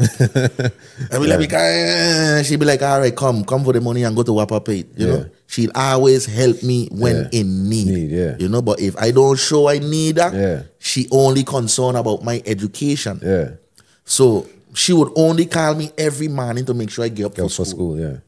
That was her duty. Like, you up? Okay. Let me know when you want. Call me back when you reach home after school or whatever.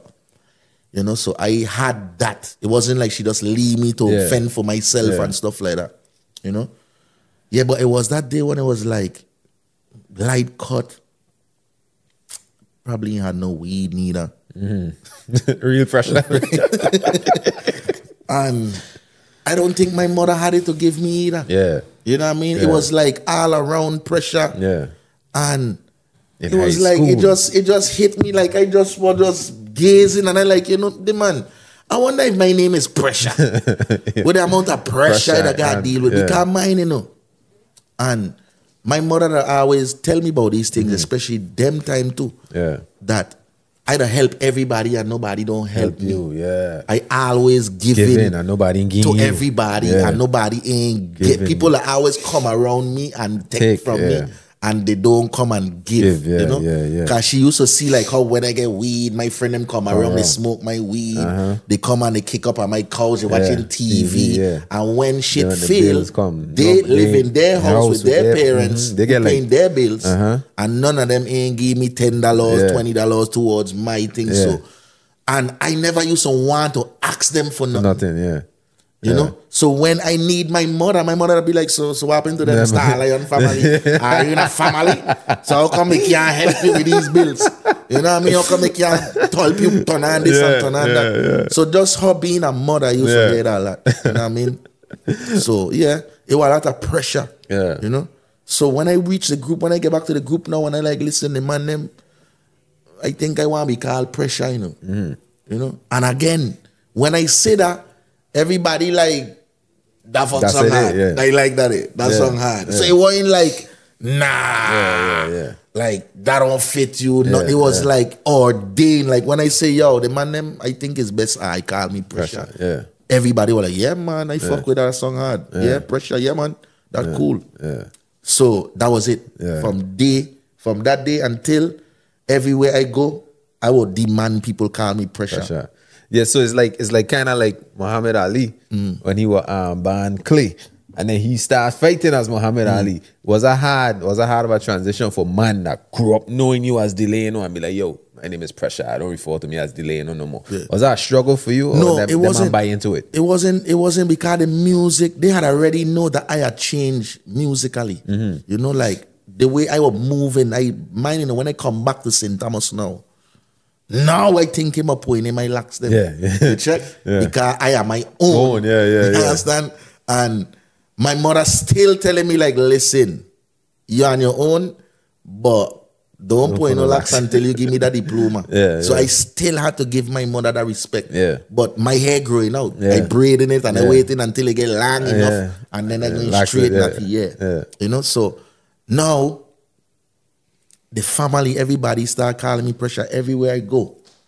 You know, people would acknowledge me as Pressure. You know, some people I have to tell them my name is Pressure. I don't want to be called Delano, and there's like, well, that's what your mother name you, and it goes to show that I end up meet this elderly lady one time, because again, my father popular in the island, so I always grew up as Brungy's son. Yeah. So everybody, this lady met me and she's like, "What's your name? You look familiar." And I like, "Pressure," and she's like, No. Your name ain't Pressure. That ain't what your mother name you. That ain't what your father name you.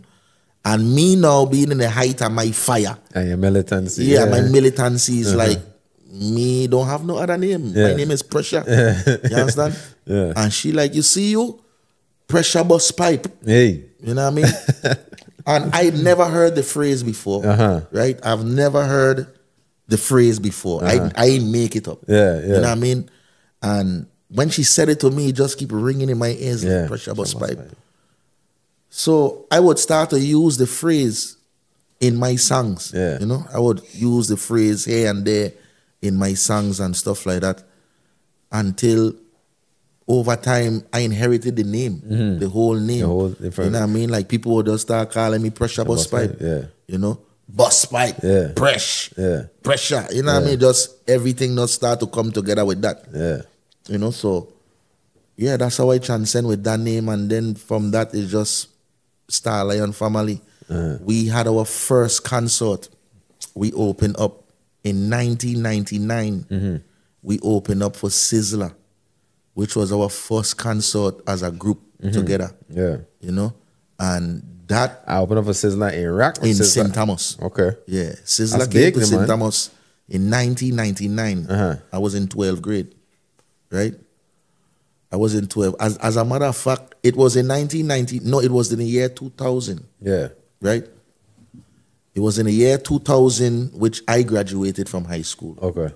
Right? I was to graduate 99 again. Yeah. Not doing well in school. Yeah. Right? So in 2000 is when Star Lion family really kind of come together. Yeah. And our first concert, I think this is a concert that really bring us together. And make us say we is a family, because all of us wanted to touch the stage, but we couldn't touch the stage separate. Yeah. You know? And we were like rolling together every day. So it's like the promoter them would like, we want Pressure and Rafi, because the promoter at the time was Alvin Williams, the man from the Avenue. Yeah. You know what I mean? Yeah. Them man was Avenue man, period. So them man had know me and they had no Rafi. Yeah. They wasn't familiar with the rest man, them like Icarus and Cyrus, them and them man that come from in the country. So them man had one we on the show, right? And we were like, ain't just me and he, is 7 are we. Like all are we. So them man like, yeah, no man, that's a hip are you, man? And Ray. So I say, listen, I deal it with a group, we get songs together, and trust me, we tough. So them man set up a band rehearsal for us down by the old mill. But we used to go down there every day and rehearse with the band. And we used to mash up the practice them like we were stage show. Like when the promoter them come to the practice, so be like, no man, these man here getting on sick, man. I talk them like, they had artists that were doing it way before us. They had artists like Bashan, artists like Jaman, Young Blood, you know, Seal, Rankin. Enough artists that were chanting and doing it before Star Lion family, and they were like the prominent artists them. But by the time band rehearsals them come and the promoter them see how bad Star Lion family was, we were the headline. We were basically the headline for the locals, because we performed right before Sizzler come on. Right. You know what I mean? And that show was the beginning of recognition for Star Lion family. Like we mash up that show. They like, we had gained so much recognition before the show, just the energy, because we were performing in like in a hood. Yeah. We were like perform on Cookie Point Beach. Next thing you know, we performing in housing. I remember we I performing in Ghetto Ras Valley. Soup and the court. Yeah, and the court. We all over the place in the mix, just stringing up with Infinity Sound. Right. From out Ras Valley, out in the valley side, right? Them man, we used to go every place and string up with them man and perform. So we were gaining recognition throughout the community. By the time the Sizzler show had come, we were popular. Like, we basically take the show. We mash up the Sizzler show. People were talking about us for after the show, they couldn't stop talking about us. Dope. So Right. How that was, like, you know, Sizzler is the foundation influence. for you. Yeah, Influence. that's gonna be my Like, next question. Finally seeing Seeing the this man in the flesh. in and the meeting flesh. him. You had a chance to meet you him were backstage? starstruck or you were just trying? I was starstruck all the way. You were I was starstruck starstruck inwardly all or the way. outwardly? Both. Both, right? Kind of rarely see that in you, you know. Both. You check? You know what I mean? No, you gotta remember, like, this is He's a youth. I is 17. Yeah. About 17 making 18 now, and is like, damn, like, this isn't the first time I've seen Sizzler. I've seen him when he came with Luciano and Mikey General in Cancrine. Right. At the time, I was in Cancrine too, you know, and no, at the time I wasn't in Cancrine. I was in 9th grade. Yeah. When Sizzler first came, and I had loved it. I had really wanted to see Sizzler alone, but Sizzler wasn't the headline act. And when Sizzler come out, he only sing like 5 or 6 songs. Yeah. You know what I mean? Luciano was the headline act at the time. But when the show was over, backstage, everybody was surrounding Sizzler. Sizzler were reasoning and talking. It was like everybody knew Sizzler was the force that to be reckoned with now. Yeah. And Luciano, everybody loved Luciano music. He was a big artist, but Sizzler had something that everybody wanted to be close to him. Everybody wanted to. So me as a little youth, I can remember I backstage and I was hearing him talking about Marcus Garvey, and you know, he looked around, he was Gatley behind of us, and he was saying like, how black people, we supposed to own all these things, and he was just really kind of uplifting us, like, to leave we know like where we coming from and where we is as a people, you know. I would never forget that insight he was giving us. So fast forward years after now, Star Lion family again to open the show for him. Sizzler had come to the school. He had come to Charlotte Amali the day before the show to talk to us. And when he walked in the auditorium, me and Rafaija were the only two youth that stand up and greet him with lion paw. We were so excited to see Sizzler. Like, he walk in and everybody's like, you know, and me and Rafi stand up and give the man lion paw. And, well, to fast forward, right, years after, me and Sizzler had a show in Barbados. Fatis, his manager, was still alive. And, you know, the morning after the show, I went downstairs and Sizzler and everybody was, like, they were having breakfast at a table or whatever. So I come down to have some breakfast too. And when I walk into the table, Fatis look at me and he like, yo, come like remember that I know you did perform for Sizzler in a St. Thomas, right? And I like, yeah. It's like, kind of, I know you did go to high school. Like, I feel like me remember the man from high school. That's like, crazy. Yeah, one of them little you That's there where, wild. you know what I mean? Cause Fatis and Sizzler were there. And that made me feel good. And Sizzler, like, see me tell you, man, see me remember the man face, like, when we did their VI, like, remember me see the youth already. Yeah. You know what I mean? Because now, the night before, in Barbados, it was Reggae on the Hill. Right. Big festival that keep in Barbados. The boy mash up the show. So now the day after the show, everybody talking about Pressure, including Sizzler them, because I performed before Sizzler. Right. You know? And of course at the time, Love and Affection is at the height of Right. is like, so now when I perform Love and Affection in Barbados in Reggae on the Hill, it was a boom. Like, right. I talking about like the biggest forward Yeah. ever. Like big. Yeah. So now everybody talking about it, including now the next morning I come to the breakfast table and Sizzler them, you know, make mention and be like, yo, I remember the I know. You know what I mean? But they were still kind of confused if it was Trinidad or if it was VI. Yeah. Like, no, man, it's VI, man. He said, okay, remember now. You know what I mean? So, them little instance days kind of like does always make me feel good to remind me, like, you know, like I listen to his music like day in, day out. That's crazy. You know? And now it's like I in his presence and he could acknowledge and, you know, that he's seen me before and he hearing the music and he loving the music and keep up the good work and, you know, all of these things is a part of the testimony to help me to keep on the journey. Right. So now, back in the show in St. Thomas now, where we opening for Sizzler, we mash up that show there. After Sizzler come off the stage, I remember I alone went backstage. Sizzler was sitting in a in a trailer. He had a couple other rats and so in there.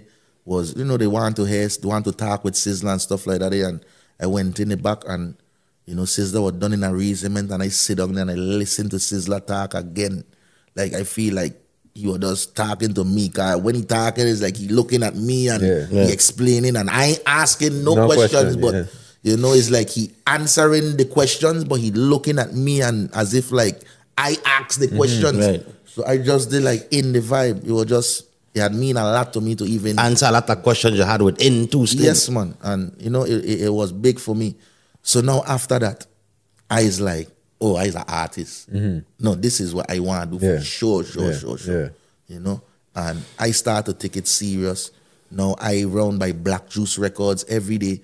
I learning how to build my own beats them and do little stuff, help myself with the recording process and stuff like that. And yeah, I just start to work hard on that. Then now a next show call for us. Synchroy wants to have Star Lion Family. They putting together a local talent fest. Yeah, so Star Lion Family now book for Synchroy for what you call it, the local fest. It's like a local island at Island Center. Right. This is probably one of the biggest, you know, local shows kept in the VI too. Because at that time, every artist in Synchroy at the time was on fire. Yeah. You know, you had Army, you know, who was at the top of his game in that year 2000. You had Sabbatical Ada. You had Apostle. Apostle. I was going to ask about Apostle. You had Desiree. Yeah. Jaman. No. About Mother Nile. You have no. Mother Nile was not recognized. Okay, got you. Then, you know what I mean? I think Mother Nile kind of, even though she may have been doing her thing, she wasn't on this show. Okay. You know? But I found out about Mother Nile a couple years after that, maybe like in 2003, I started to hear about Mother Nile and she started to get more popular after. This show here had artists like Danny I. Yeah. Who else? Like Nuff, like I Kaba. The list goes on, man. There was like at least 12 to 15 artists from Synchroy that were doing very well because you had producers like were producing music too. Even you had the Saji from Aya Heights Camp, and then you had Dean Pan who were producing the Apostle and the Army and them thing at the time too. You know, the Jahol. Man, there's so much artists. I can't bring them all back. But here it is, Star Lion Family coming from St. Thomas. And Synchroy big on reggae. Synchroy more big on culture. Big on the culture music. Big on the culture big on music. it. Way bigger than rock. So way bigger than we rock. coming from St. Thomas to Synchroy. First of all, we excited because we in new lands, you know. But the crews and them had already heard about Star Lion Family, you know. So we were kind of like celebrity, but not celebrity. Yeah. But it was like everywhere we go, it was like, yo, the man name is Star Lion Family, right? And we were getting that recognition. Yeah. Like when we had our rehearsal, it was like everybody come to the rehearsal just to watch us do our thing. Yeah. Cruz known for throwing their support behind local artists. That's true. Yeah, man. That's what Synchroy. Them man, Like if Definitely you're a support local them. artist and you're doing your thing, Yeah, they're gonna mess Cruise, with you. St. Croix that throw the Definitely, support definitely. behind you. From then Like you're big. Yeah. From then, like, you know, from then until now. Yeah. Yeah. You know, once they love you as a local artist, they're gonna show the support. Definitely. You know, man, when the show come, you know, Star Lion Family, like I said before, we mash up that show. You know, that's probably, I've seen a video of that show. A man was doing a documentary and the VI artists, them and thing from there. And I see he had post couple videos of when Star Lion Family were performing. You know, all of us had on like baggy clothes. All of us had on like khaki, but baggy. You know what I mean? It was that time when it was like so much love on the island for Star Lion Family. But after that show now, me as an artist, I already studying, especially the rest of Star Lion Family, we were studying the Jamaican culture in St. Thomas. We wasn't studying the culture in St. Croix. Yeah. Because a lot of our beats them that we was jumping on, they wasn't original, and we would like jump on a Capleton beat, jump on a Elephant Man beat, jump on a, you know what I mean? Yeah. And we would put our own lyrics on them and make them hot. The man them in St. Croix were putting out original music. Yeah. You know, they were getting in the studio recording and releasing songs on the radio. We wasn't doing that in St. Thomas. As a matter of fact, we didn't have the support and the radio stations for that. You know, it was a big fight. At the time, we had like Robert Luke and all kind of people that wasn't really so much supporting the local act them. Like you had to make that name for yourself, you know what I mean? And yeah, in St. Croix was the first set of artists that were getting played on the radio. We was grudgeful at that, not grudgeful, but jealous of that. Like how we getting played in St. Thomas. They still doing it now. Getting played on the radio station in St. Croix. The radio station them in St. Croix still doing it now. You understand what I'm saying? Pushing the local artists them. We end up starting to work with the Crucian producers. And, you know, after the performance with Star Lion Family at the Island Center, you know, I get approached by Dean Pan. You know, Dean, of course, he had already introduced himself to me from before because he played for Star Lion Family. His band was a band that backed Star Lion Family. So he was into the hype, like everything was just hype. We were just like dancehall artists. We were like TOK. You know what I mean? But like more man. You understand? Yeah. And that was the force that everybody had loved. Dean was a real and still is a true musician. Like Dean was like, yeah, Star Lion Family song good, but you is the man. This is Dean used to tell me that Dean would be like, listen, I hear you with this Star Lion Family thing. You know what I mean? I hear you out. Because I was serious about the family. Like I wasn't going no place, leave the family. You know what I mean? It's like you want to work with me, you got to work with the whole family. I was serious about that, you know?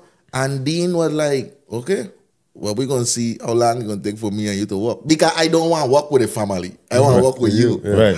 So, you know, whenever you get around to it, link me. Yeah. You understand? And it will be on my mind from time to time, you know, when me and the family link up and we working on music, you know, I got a chip on my shoulder. I feel like I put in more time into the music than the rest of them. Do you think the conversations with Dean that you are having as far as him inspiring you to go out on your own played into that feeling? Yes, of course. Yeah. Of course, because I feeling like I losing out. Yeah. Right. And a blessing is like how it is the man that I really want to work with Dean. Yeah. For one reason. Dean production on the island was the best. Production coming out of the Virgin Islands. It had sound like Jamaican production. It had no producer in the Virgin Islands was producing the quality of reggae music like Dean Pan. So I want to work with Dean. You know what I mean? But I don't want a song like a disloyal person neither to the family and be like, you know, we mentioning the family. So I always telling Dean like, you know, like, it's me and them. You know? So one day I just realized, like I say, man, you know, we would write a lot of lyrics on our own. But our lyrics that we write on our own would be easily put into a song. Because it'd be like, what you get? What you get? What you ready? What all of this is a song, man. We don't make it a one song. So now we gone on stage. It's like I have a whole song with myself. Yeah. But when he done sing his part, it's sung like it's one song. Yeah. But really and truly, all these songs are separate songs that each of us wrote for ourselves. Yeah. So I said to myself, I'm like, well, wait, you know what I mean? I need to. I feel like I'm ready to do solo work. You know, I'm ready to step out and start. I hearing it everywhere I go. People is like, yo, Star Lion family mad, but Pressure and Rafi, are you bad? Like, you know what I mean? So me hearing that all the time and knowing that I have the potential to do things and I know how my mind operate. Yeah. I went to the family. One day I was like, listen, man, I feel like I want to do some more solo work, you know what I mean?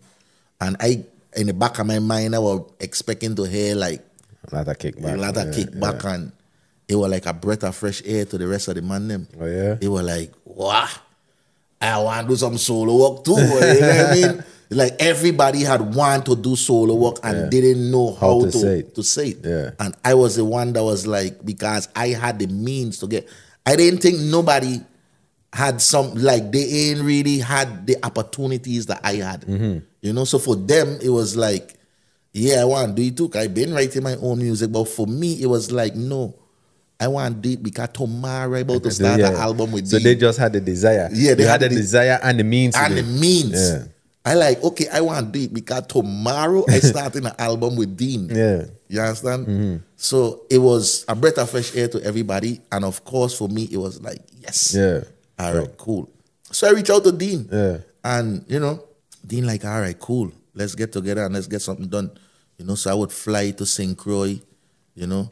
At the time, I just had my son too with a cruision, you know, because after the first show I went over, they go do the show. Yeah. Love or real. The love or real, and I end up meet my son mother, and now I have a reason to come back St. Croix all the time, you know what I mean?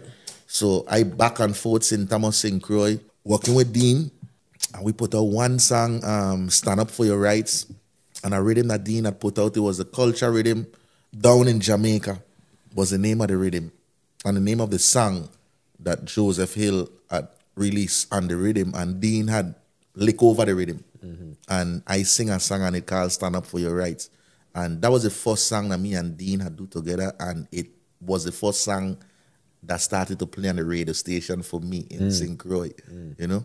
So that like give me some upliftment. And then Dean love it. Dean starting to tell everybody about me and work with me, you know, and I back and forth in the ghettos now, and I can't remember who it is that come to me and they's like, hey, you got a man wanna be here all the time, man. The man love your music, the man love your vibe. The man say, look, man, he like to work with you, but he know what you doing or whatever, you know what I mean? So I like, cool. So I end up meet the man, Ras, and, you know, the man showed me how much he liked my music, and, you know, he like to help invest in it, and you know, Tony Blacks, right? I was like, yeah, let's do it, you know? So while me and Dean were already working on the album, I just kind of like bring Tony Blacks, who became my manager in the midst, and he and Dean work it out until it end up like, he end up paying for the album. He end up purchasing whatever needed to be dealt with financially. He end up paying for it. So he end up owning the album. You understand? The album is out.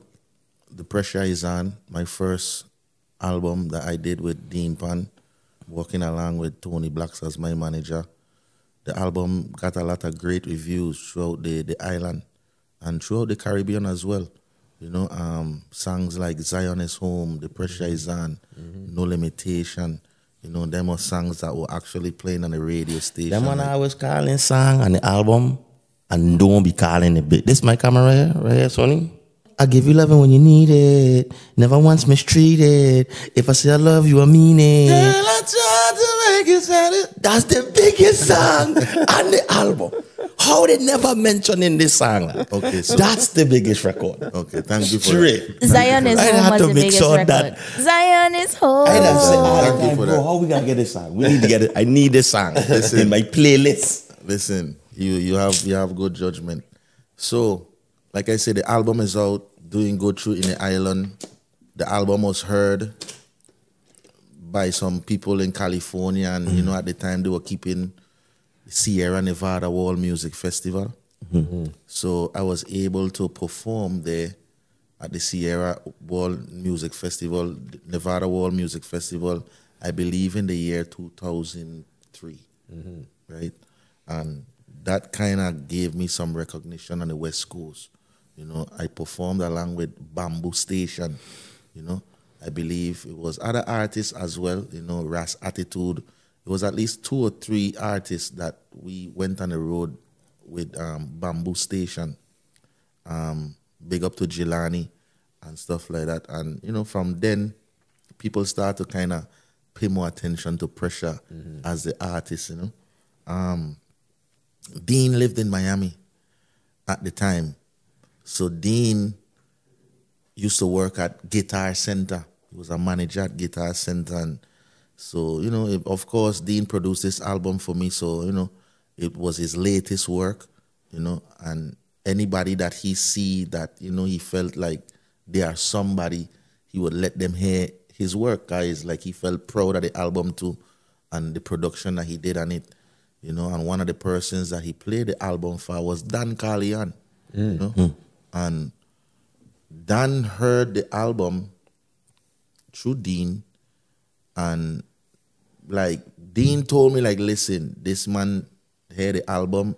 I give him a copy of the album, and he telling me he playing the album all week in the car. He in Miami, and he just keep playing the songs them over and over and over. So I like, Dan Carlion's a big producer out of big Jamaica, producer right? at the time, like still is, but you know, at the time he was flaming. Like, Dan Carlion produced the drop leaf rhythm, Yes, like sir. the rhythm that changed music Yes. industry. Like, Yes. it just stopped Yes. the game and Yes. turn it in a different direction. Yes. You understand? And this It is the man that this is listening the to your man that album listening to my album for a week straight in the for car. a week straight. Dope. You know, and Dean, of course, Dean and him is good friends. You know, because as a manager too in Guitar Center, when Dan Carlian come now and he looking for softwares, hardware for his computer, or for his studio and stuff, Dean would always give him the hookup, you know, the manager hookup and stuff like that. So he and Dan had a connection. But when Dan reached out to me now, right, it was probably like a month or so after he had done went back to Jamaica, you know. But within this time and space, me and my manager, Tony Blacks, had kind of was like going separate ways during this time. So I was done like in a passage of like, okay, I don't have a manager no more. I probably could just let Dean Pan be my manager or whatever. You know what I mean? And so me and Tony Blacks weren't really on the phone as much. We wasn't communicating as much, you know. But when he found out that Dan Carlian was trying to get in touch with me, I started to get phone calls back. Phone start ringing again. Yeah, it was like, hey, I just get a call from somebody saying they want to reach out to you because Dean had tell Dan that I have a manager, you know. So I guess Dan reached out to Tony Blacks, and you know, Tony Blacks called me now, and he's like, hey, this producer out of Jamaica, Dan Carlian, he want to work with you and So I like, Well, you me seeing it as real until Dan called me. Yeah. Because if Dan only know that he's my favorite right now, like, okay, like all the artists that I love right now, Dan is producing them. Yeah. And he producing some fire music. And the biggest rhythm in the world right now is the drop leaf rhythm. Yeah. And in my own zone, in my own wall, only dreaming of working with a producer like this in my lifetime. So all the talk about, oh, Dan like how I sound and he want to work with me is like ain't true until I see it. Yeah. You know, so me holding no big head, nothing. So I hearing Tony Blacks telling me about Dan, but I was like, okay, when I done saying in my mind, like, okay, whenever me and Dan link, you ain't gonna be in the conversation. You know what I mean? I gonna take it from here. Me and Dan going. You understand? Yeah, Dan. But that was difficult for you though? Knowing that Tony kind of like pioneer junior, and then you just have to make a decision like that. That'd be tough. So what was difficult, is that I know I had a contractual agreement with Tony Blacks. You know what I mean? And whether one entity or the next entity, I feel like the contract just been breached.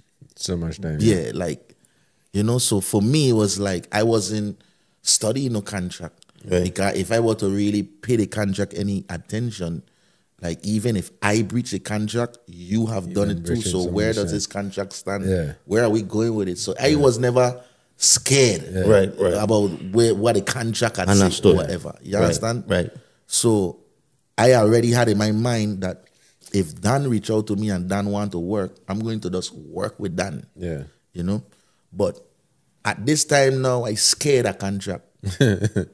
I like afraid contract because now I been threatened with the contract. You know what I mean? So me being threatened with the contract and at the same time ain't like scaring me because it ain't stopping me and Dan from working. But in my mind, I is like, okay, this is a brethren that without a contract, like I respect him. You know what I mean? And it's like, we both from the hood. We both come from ghetto life. So why is you trying to wave a contract over my head? You should be proud of me. To whip I going that even if you show that you proud of me, you know what I mean? Maybe I could keep you involved. You know what I mean? Right. Because we come from some place together. It wasn't gonna be no all thing, but you waving a contract over my head. It only make things bitter, you understand? So I was just like, okay, I'm gonna just move forward and do what I need to do. Whatever come with it, gonna come with it. But as far as me getting the work done, the music done, ain't nothing was going to stop that. So Dan reached out to me. And when Dan called my phone, it was like, yo, I pressure this. I say, yeah, who's this? He said, Dan, man. I said, Dan, which Dan? He said, Dan, man, Dan Corleone, man. I said, stop fucking playing. And I go, yeah, I say, man, I'm me, man. I say, yo, King. I get called from this man, The man them saying, yeah, you like the music, you want to reach out to me, but me taking no talk until you call me, I say, well, I'm me, man. I'm serious, man. I want to work with you, man. This man tell me his favorite song on the album was I Tried. The same fuck you were just singing? The same song. Like every morning before school, bro, I telling you, I used to play this song. Sonny had to be tired of this song. Sonny had to be like, he in love. You check, because I love this song. This song is the realest thing, like emotionally. True. Like coming out, like, no, man, this man, yeah, I like it, man. So Dan heard the whole album, and this is the only song on the album that is for a female. All the song them Boogie Man and the Pressure is on. Which were bad. All them other song and you know what I mean? Ganja, it was a big militant album. And they were big. And Dan had loved all the album, but this one song let him to see how versatile I was. It showed my versatility. And I think that's what kind of tip it over for him. Like, okay, yeah, he's another culture artist. You have enough artists who sing about John, Selassie and thing. But when he hear me sing that song, I think at that moment he see like, I had the potential like Sizzler. This is how he had feel. Like, he like, brother, wait till me get your things sorted out, man. The whole of them are going to bend. The whole of them. I'm going to make sure So Dan now had me as if like I was a secret weapon. When he bring me to Jamaica in 2005. I remember when you went down. Right? Dan used to keep me away from everybody. Dan never used to want too much people know about me. Like, to my producer, nobody couldn't get to me like that. He had me like whole off. You understand? But yet still proud. Like would brag about, well, me have a blood clot artist, Just hold on, man. Soon bust the artist. Soon me couldn't know about the artist. This is how Dan used to go on. Like, when I go on the streets and thing, people used to be like, like, if you hate Dan, you probably hate me too to how Dan the talk about me. You know what I mean? You'd be like, Dan and the whole of them two in them. But if you're into Dan Carlian, you love Pressure music. Yeah. You know what I mean?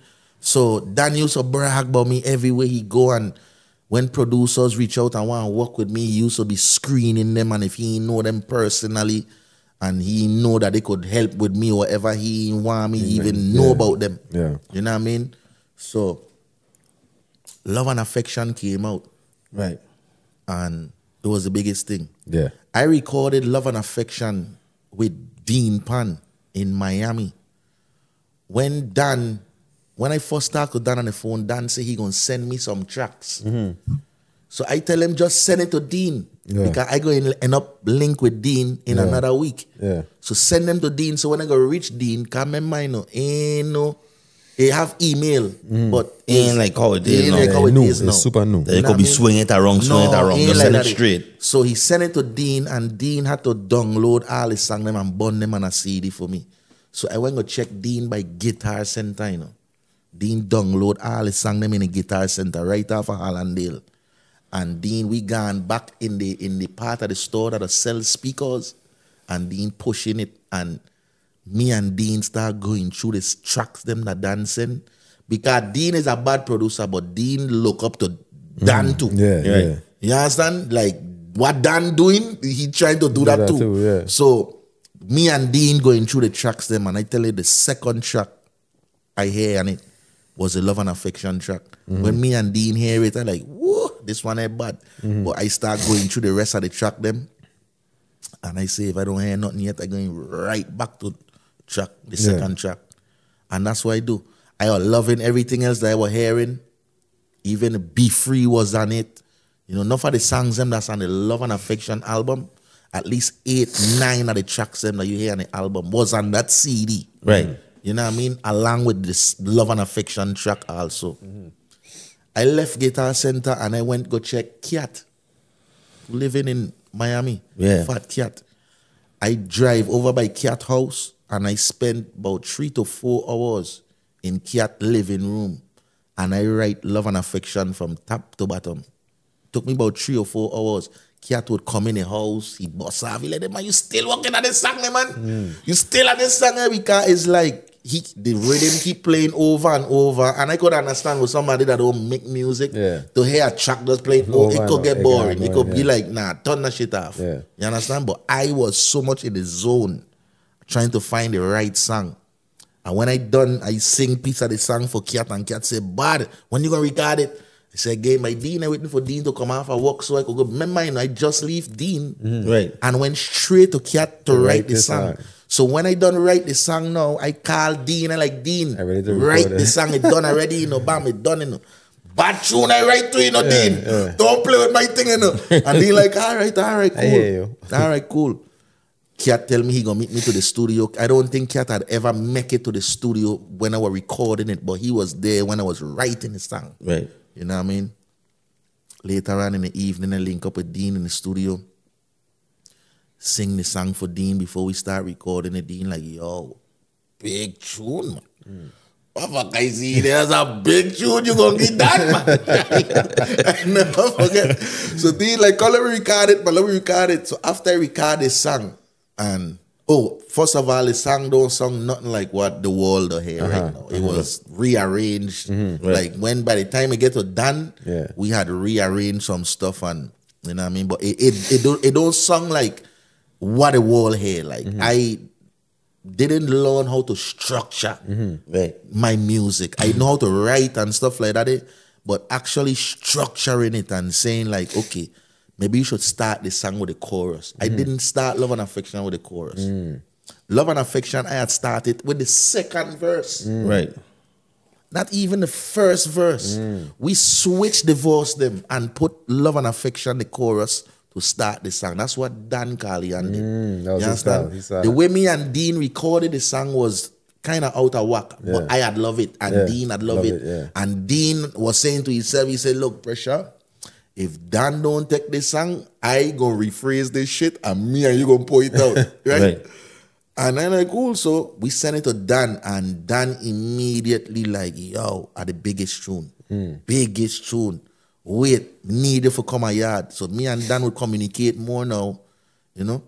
And he'd be like, listen, when you have the time I need you to come here, I'd be like, I don't have nothing going on. You could come for me, you could send for me any day. Yeah. Tomorrow. You know what I mean? Any day. And Dan sent for me to come to Jamaica. And I record Love and Affection over for him in his studio. And I think within a month, Dan released the song. And it was history. It was history for me from then. You know, I mean, even me talking now, I miss out on so, I probably skip so much. Yeah. But when I send that song to Dan and Dan Gate, it was like, first of all, to please. Dan, a man like this, man. To please Dan. Yeah. Ain't easy because and I realized that after meeting Dan and working with Dan in Jamaica and realizing how much people that have name that Dan will be like, oh, me no want to see them.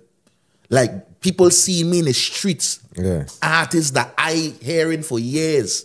They now see me and want a link to Dan. Yeah. And when I go back to the studio, I'll be like, yo, Dan, you know, send me a link with so and so. I'll be like, oh, me no want to see them, the pressure. Me no want to see them. Me no. Them no good. Them no bad like you. Oh no, like Dan bossy like that. Yeah.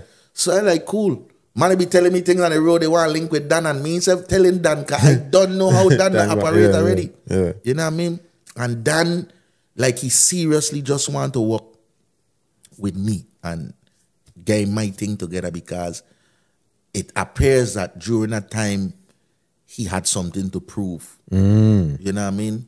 He had something to prove and he felt like I could do it with pressure. I could prove my point with pressure. Because a lot of producers in Jamaica at the time weren't looking outside of Jamaica for talent. And Dan did that. You know what I mean? And he took a chance with me and it was the best chance ever. You know what I mean? Because he is like, he take a chance with me and I make him proud. Yeah. I became a part of his story. Right. You know what I mean? Because Drop Leaf was a big turning point for Dan Carlian, you know. But I could truly say that when Love and Affection came out, because now this is Dan artist. Yeah. He ain't just working with these artists and putting them and he read them. It's yeah. like, this artist is my artist. Yeah. And he bad. Yeah. And this song here is the biggest song in the world. Yeah. So it was like he had a chip on his shoulder that you couldn't really talk to him too tough. You couldn't really tell him nothing. Like he'll be quick to tell you like, yo, which song you have? You have a hit song? Yeah. Like which song you produce? Yeah. Again? Yeah. Oh, you not produce nothing, so what you tell me about? Exactly. That's done. You know what I mean? Like if you ain't have a certain, you could have the best idea. But if you ain't have the proof in the pudding to show you can't talk to Dan. Yeah. The first thing you're gonna tell you is, brother, all right, show me your portfolio. Which song you produce? Exactly. So how you in a conversation with me? Yeah. I talk about what's best and what's this. You might be right as fuck. Yeah. But you can't talk to that. Yeah. Cause you don't have the proof in the pudding. You don't have it. You just talking. You understand? Yeah. So I realized that like, okay, Dan believe in me. And when it comes to Pressure Busspipe, he definitely defending it to the ground. You know what I mean? But when Dan called me, I must tell you, like, I was probably in the lowest part of my life. Like, when I left St. Thomas in 2000, after the album The Pressure Is On, I had leave St. Thomas. I was working for the government. This was in the year 2002, 2003. I was working for licensing and consumer affairs. You know what I mean? And I quit the job. Everybody was telling me, don't quit. You know what I mean? You're going to quit something that have benefits, a sure job, to go follow your dream, steady paycheck. It was like, why would you do that? Like, you know what I mean? You should keep your job and stay doing the music. And then when the music kick off, then you quit your job. I felt like my job was holding me back from my visions and what it is I wanted to do. And at the time, the only person that was supportive of my dreams was my mother. You know what I mean? And she was the person that I needed to support me. Yeah. And it would have been easy for my mother to be like, you quitting your job? Like, what you doing? You know what I mean? You just got a son. What are you doing? Yeah. My mother was like, if you going to do music, I'm going to support you. You ain't quitting your job to just be a bum and don't be doing nothing and just be talking that you try and do music. Yeah. I want to see that you serious about it and this is what you really want to do. You know what I mean? So I quit my job. Even my boss, who was a commissioner, you know, he like, listen, Pressure, you don't have to leave forever. You could come back. I'll put you on leave for a year. And if nothing don't work out in America for you, you could come back and get your job. I tell my boss, I ain't coming back. Like, I know for sure that the kind of mindset I had, I know for a fact I wasn't coming back to work this job. Yeah. I was going to pursue music, you know. And for 2 years, I moved to America. I was living with my sister, Sony, right? I was sleeping on Sony futon, her couch, for months on top of months. Yeah. You understand? Like, Sony was working direct TV. Sony basically was supporting me with the strength of my mother. Like, she probably had it hard and probably would be calm. My mother would be like, Mommy, this dude, he didn't do, you know, he was sleeping on my couch, he in this and whatever. And, you know, she probably had it hard dealing with me, right? But somehow my mother and her would get together and be like, hang in there. Leave him, do his thing. He go in Miami. I used to drive to Miami still. I used to drive down there to get my work done. I had no studio doing nothing in Valdosta at this time, right? So I had to leave Valdosta, drive to Miami to record with Dean. You know what I mean? But I would be on Sony couch. One time, couple times, Sony be like, listen, you know they hiring down here, right? You know they hiring down at this spot, right? And I be like, nah, I mean, try and work, I try and do my music, you know? Like, go file for unemployment, something, give me an unemployment check. So what happened is, it hit me too. Because I is a man, and I have a son, and who taking care of my son? Exactly. My sister, my mother, you know, all the money is given to my son for his child care. It ain't coming from me, it coming from my mother and my sister. If I hungry, I got beg my sister $5, $10, I could go Burger King, buy a fish sandwich, something. Sometimes Sony come home and she just go to this Publix and buy some tofu and just cut them up, fry some tofu for me. Them time they Sony can't even cook rice, right? So it was just like tofu sandwich. Real ghetto thing, you know. Like tofu and bread. Real ghetto thing, you know. You know what I mean? Like, grill. I was on it for real. And it was like the minimum I needed to survive, I was using because all I needed was to just the opportunity. And I could remember my mother had moved up to Valdosta too, and now it looking bad on my behalf. You know, like, it's going on 2 years, I don't have a job, bro. Going on 2 years, I depending on my mother and my sister to help me with my son. But I had a studio. I making music. The world don't know this part. I already have the Pressure Is On album out. I still maintaining my public thing, but my personal life in this I really, you know what I mean? I really am down and out. And my mother and my sister is what keeping me up. Not my father. I was just gonna ask it though. Not my father. My father supported. They kind of went against a lot of what it is he wanted for you, right? Yeah, my father at this time here now is like, if I come to him for help, he'll help me. You know what I mean? But he done kind of have it like I ain't listening. I is a Rasta. I don't smoke weed. I do my own thing. So my father ain't really pay me much attention. As a matter of fact, when I get wrong, my sister, my brother, they'll be telling me what my father got to say. Like, Daddy say he want you driving the car no more. Every time you drive the car, the car smell like weed. Like, you don't be smoking in the car and all kind of things. So I be like, I don't smoke in Daddy car, but anyway, cool. I ain't want to drive the car neither. I'll let you want to drive the car. Then I need the car to drive. Sometimes I need it to go do something run, but I don't hear with my father. My brother them coming and they telling me what my father say, and I'm like, me asking him for his car again. Then all right, he could keep it. So now I can remember me, my sister, and my mother.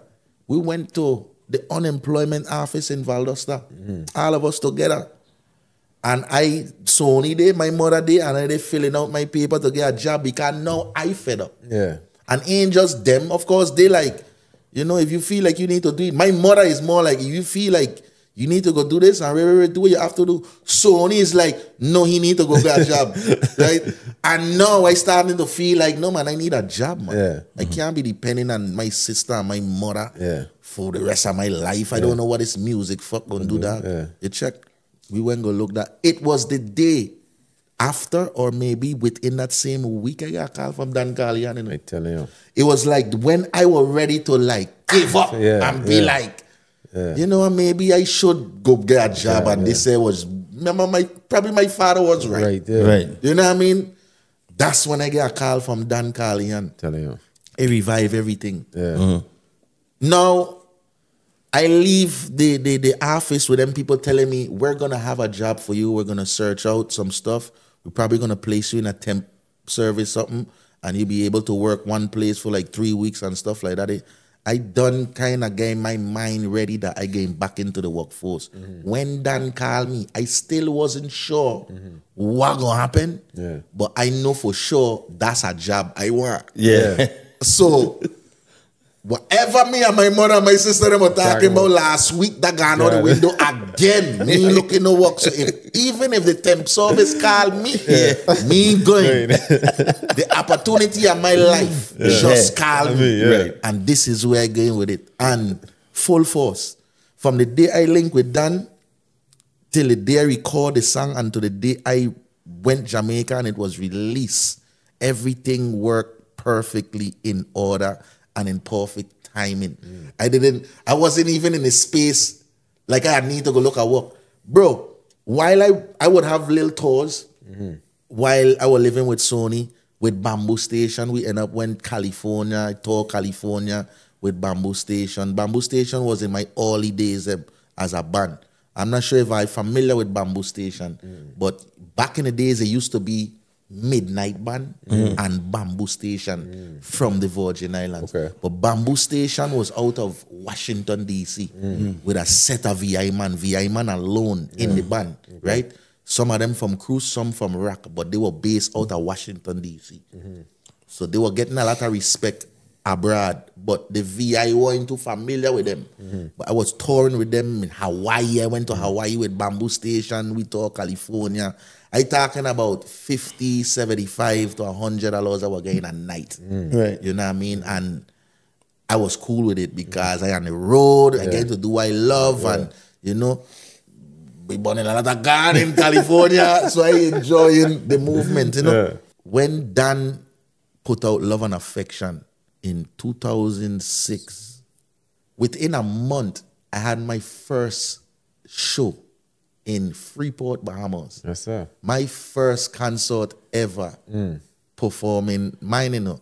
At this time, I only have one song. Yeah. I have songs, you know. Yeah. 'Cause I remember I have the Pressure Is On album, but nobody don't know them these songs. songs, yeah. These songs, probably they going to start to know about them because I Love and Affection. Me alone, headline act, headline booking, Freeport, Bahamas, Pressure Busspipe in concert. Now I nervous because I only have one hit record that everybody know. You know? Bro, I went from making $50 to $75 one night to $4,500 was my first performance fee. Me asked for this money. Like if the promoters ever come to me, I probably would have done it for about $500. Bro, I get booked for $4,500. And at that point, I know my life changed. Because this is tax money. This is people are wait like once I like me especially like I only seen photo once a year for tax return. Tax time. Tax time. Yeah. And now I seen this money every 2-3 days. Right. Because now I performing in Freeport today, but next week I in Nassau. Okay, so let me tell you, Bahamas is the first place to show Pressure love with my first hit single. I talk about like every island in the Bahamas see Pressure Busspipe within 2-3 months. Right. Like I in Freeport today, next week I in Nassau, I in Bimini, I in Abaco, I in Eleuthera, I in Marsh Harbor, every island. Tell you.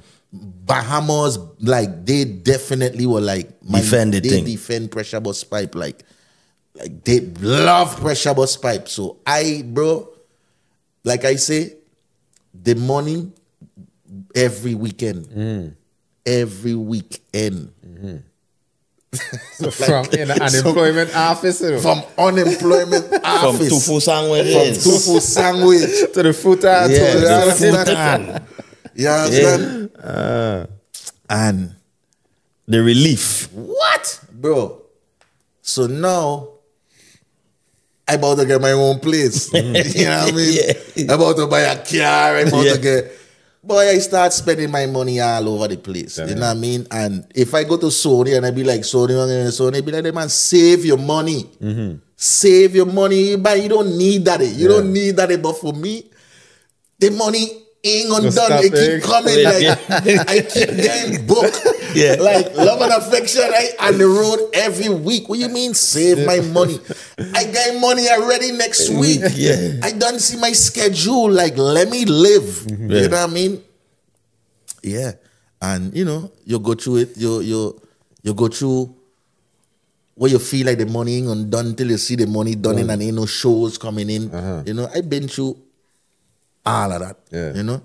I had to learn on my own, like, yeah, bro, save for a rainy day. Yeah. Put this aside for a rainy day, you know? Because my mother now, like I couldn't go ask my mother, like, Mommy, I ain't Foot Locker, you want a pair of shoes? She'd be like, no. No, put that money up, save that money. Like I would always hear that from them, like save your money, save your money, save your money. And like it was hard, bro. Like I would just Nobody like you work hard. Yeah, like, it's- yeah, because I I- went through a lot of tribulation. It's like I want to live it now. yeah, it's like just proud of myself. I would treat myself a lot.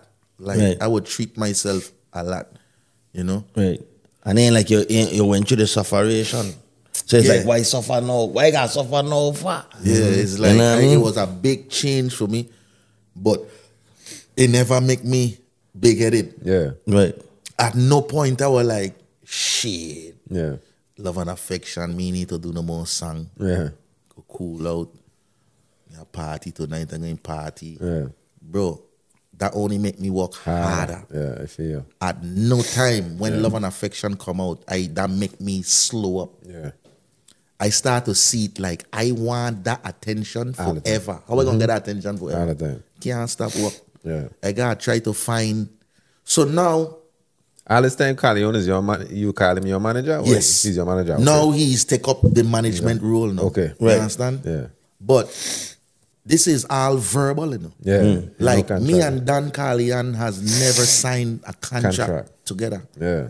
But we have worked as if we were contracted. Yeah. You know what I mean? Because of my loyalty Yeah, and the to respect, him. Like yeah. he's the man that bring me to Jamaica. Yeah. He looked outside. First of all, he looked outside of Jamaica for a talent. And that's big coming from a yardie, because sometimes them What? yardie only feel like everything is in yard. What? Bro, listen to me, right? Okay, before I met Dan, before I went to Jamaica to meet Dan, I been to Jamaica like couple years before that with Tony Blacks, right? And bro, we went to studios. We probably have man outside line up trying to wait for the producer to come out the studio just so they could sing something for the producer, hoping the producer voice them. Like I've seen that with my own eyes, bro. Like artists that you love now, they were in the line. Nine, I'm telling you. Like hoping that the producer give them a blight. Yeah. You understand? And I just come from the VI and just walk past all of them and walk straight in the studio into recording. That in itself make me feel like, no man, this ain't no normal thing. Yeah. Like, no, these people really love me. They Yeah. check for me that way. You know what I mean? Because, bro, let me tell you something, right? Without biasness, my lad. Jamaica have some of the most talented people in the Caribbean. Like, seriously. Like, in every field you could think about. Think about whether athletics, music, carpentry, architecture, like business-minded. Like, Jamaica have some of the most talented musicians, people in the world. I've seen that. You know what I mean? So, to look outside of Jamaica for talent is rare. Yeah. You know what I mean? Especially for somebody that ain't make no noise. Yeah. Right. Like, Yeah. I ain't make no noise. Yeah. This man just hear my work from his friend, producer, and say, no, man, I want to work with him. No, give me him number, make me and him reason. Yeah. I like to work with the artist there. Because he hears something in me that he know if he harness that for me, it would be something spectacular. And you are right. You know what I mean? Oh, hell yeah, I prove him right. Right. You know what I mean? Because when I come with my game face on it. You know what I mean? Come down there. When I reach Jamaica now, it's like, I ain't trying to get mixed up in nothing else what going on. I only come to record my songs. You know, you're hearing who don't talk with who and who don't this, and I go to the club with this man and this man don't talk with this. I like, listen, you know what? Me and go in a club. You leave me here so I could just write some song and work on my music. I wasn't into the limelight. I wasn't into that. I was into getting the music done. Bro, many nights I think about how much artists from the VI come before me and ain't had this opportunity. Many nights I look at myself in the mirror and I say, yo, brother, you're lucky. You get the opportunity. Use it and take advantage of it. You know what I mean? Because enough man had the chance to perform in front of big artists. They do this and they do that. But they never had the opportunities you had, Pressure. I never take that lightly. At every time, bro, I've been through situations where it's like, I know these people don't want to give me what I deserve because they know me in Jamaica. And that's the only reason they want to give me what I truthfully deserve. But I still going to make the work speak for itself. I don't give a fuck what they think. Let me go make this work speak for itself. Exactly. Bro, I live to see even Jamaican people welcome me as their own and don't even want to believe I from the VI. Like, they so like, nah, man, St. Thomas, at Jamaica, St. Thomas, the man I talk about, man. And our artists, man, like, they, even when I say I'm a VI artist, they still will be like, yeah, but you wanna we see him way. You know what I mean? So that in itself make me feel like welcome. You know? Everywhere I go in Jamaica, they show me the love.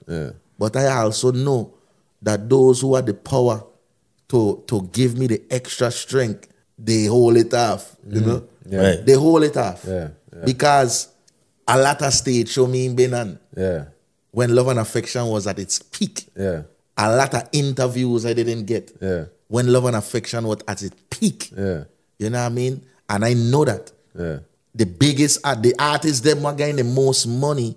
When I go on the stage with the little bit of money, I mashing up the show more than them. You know what I mean? Like, after the show, people talking about Pressure. And the ones them that getting the most money, they ain't gain that recognition. And I was good with that. With paying my dues and saying, all right, cool. We're going to show her what time it is. I could keep the money. I'm motherfucker going to do the show for free. Yeah, we're going to do it for free. You know what I mean? Because you can't pay me for the reaction the crowd going to give me tonight. Yeah, that's going to make that me doing more for me than it is for you. Yeah, man, it's doing way more for me. I just put me on that stage. Don't even think. The people that probably think I'm getting paid. But they know I'm doing it for free. Because I know once you put me in the ring to box, I'm going to box. You know what I mean? And so said, so done. You think that hesitancy with that man not giving you your proper due was because of the association with Carleon? Yeah, it played a lot of part in that too. The VI, you being from the VI. I think another thing too, Jamaica is very protective over their music. You know, Jamaicans feel like reggae music is theirs. You know, I believe that reggae music was founded in Jamaica, but it's for the world. It belongs to the world. It was, the seed was planted in Jamaica, and Jamaica is the founding headquarters of reggae music. But it's a gift to the world. Yeah. You know what I mean? And I was gifted with the talent to do reggae music through what Jamaican music has done to the world. Yeah. I am a seed from half of that. You get know what I influence mean? off of that. Exactly. So they're very protective over their music. That's why for me, in the beginning, it was very important for me to be authentic. You know what I mean? Like when everybody in the VI were like, Pressure think he's a Jamaican and them fuck, I was thinking, which one are you going to help me get through this gate? I'm so glad you mentioned that. Right. Like which one are you will have that talk, they going to help me get through the gate? You know what I mean? Basically, I tricked the industry without even tricking the industry. I just was being authentic. Just need a big bag, a big bag. I'ma get it so fast, I'm so fast. And when I get that money, I'ma make that last. Caribbean currency, we make that money last. We make it last. I just need a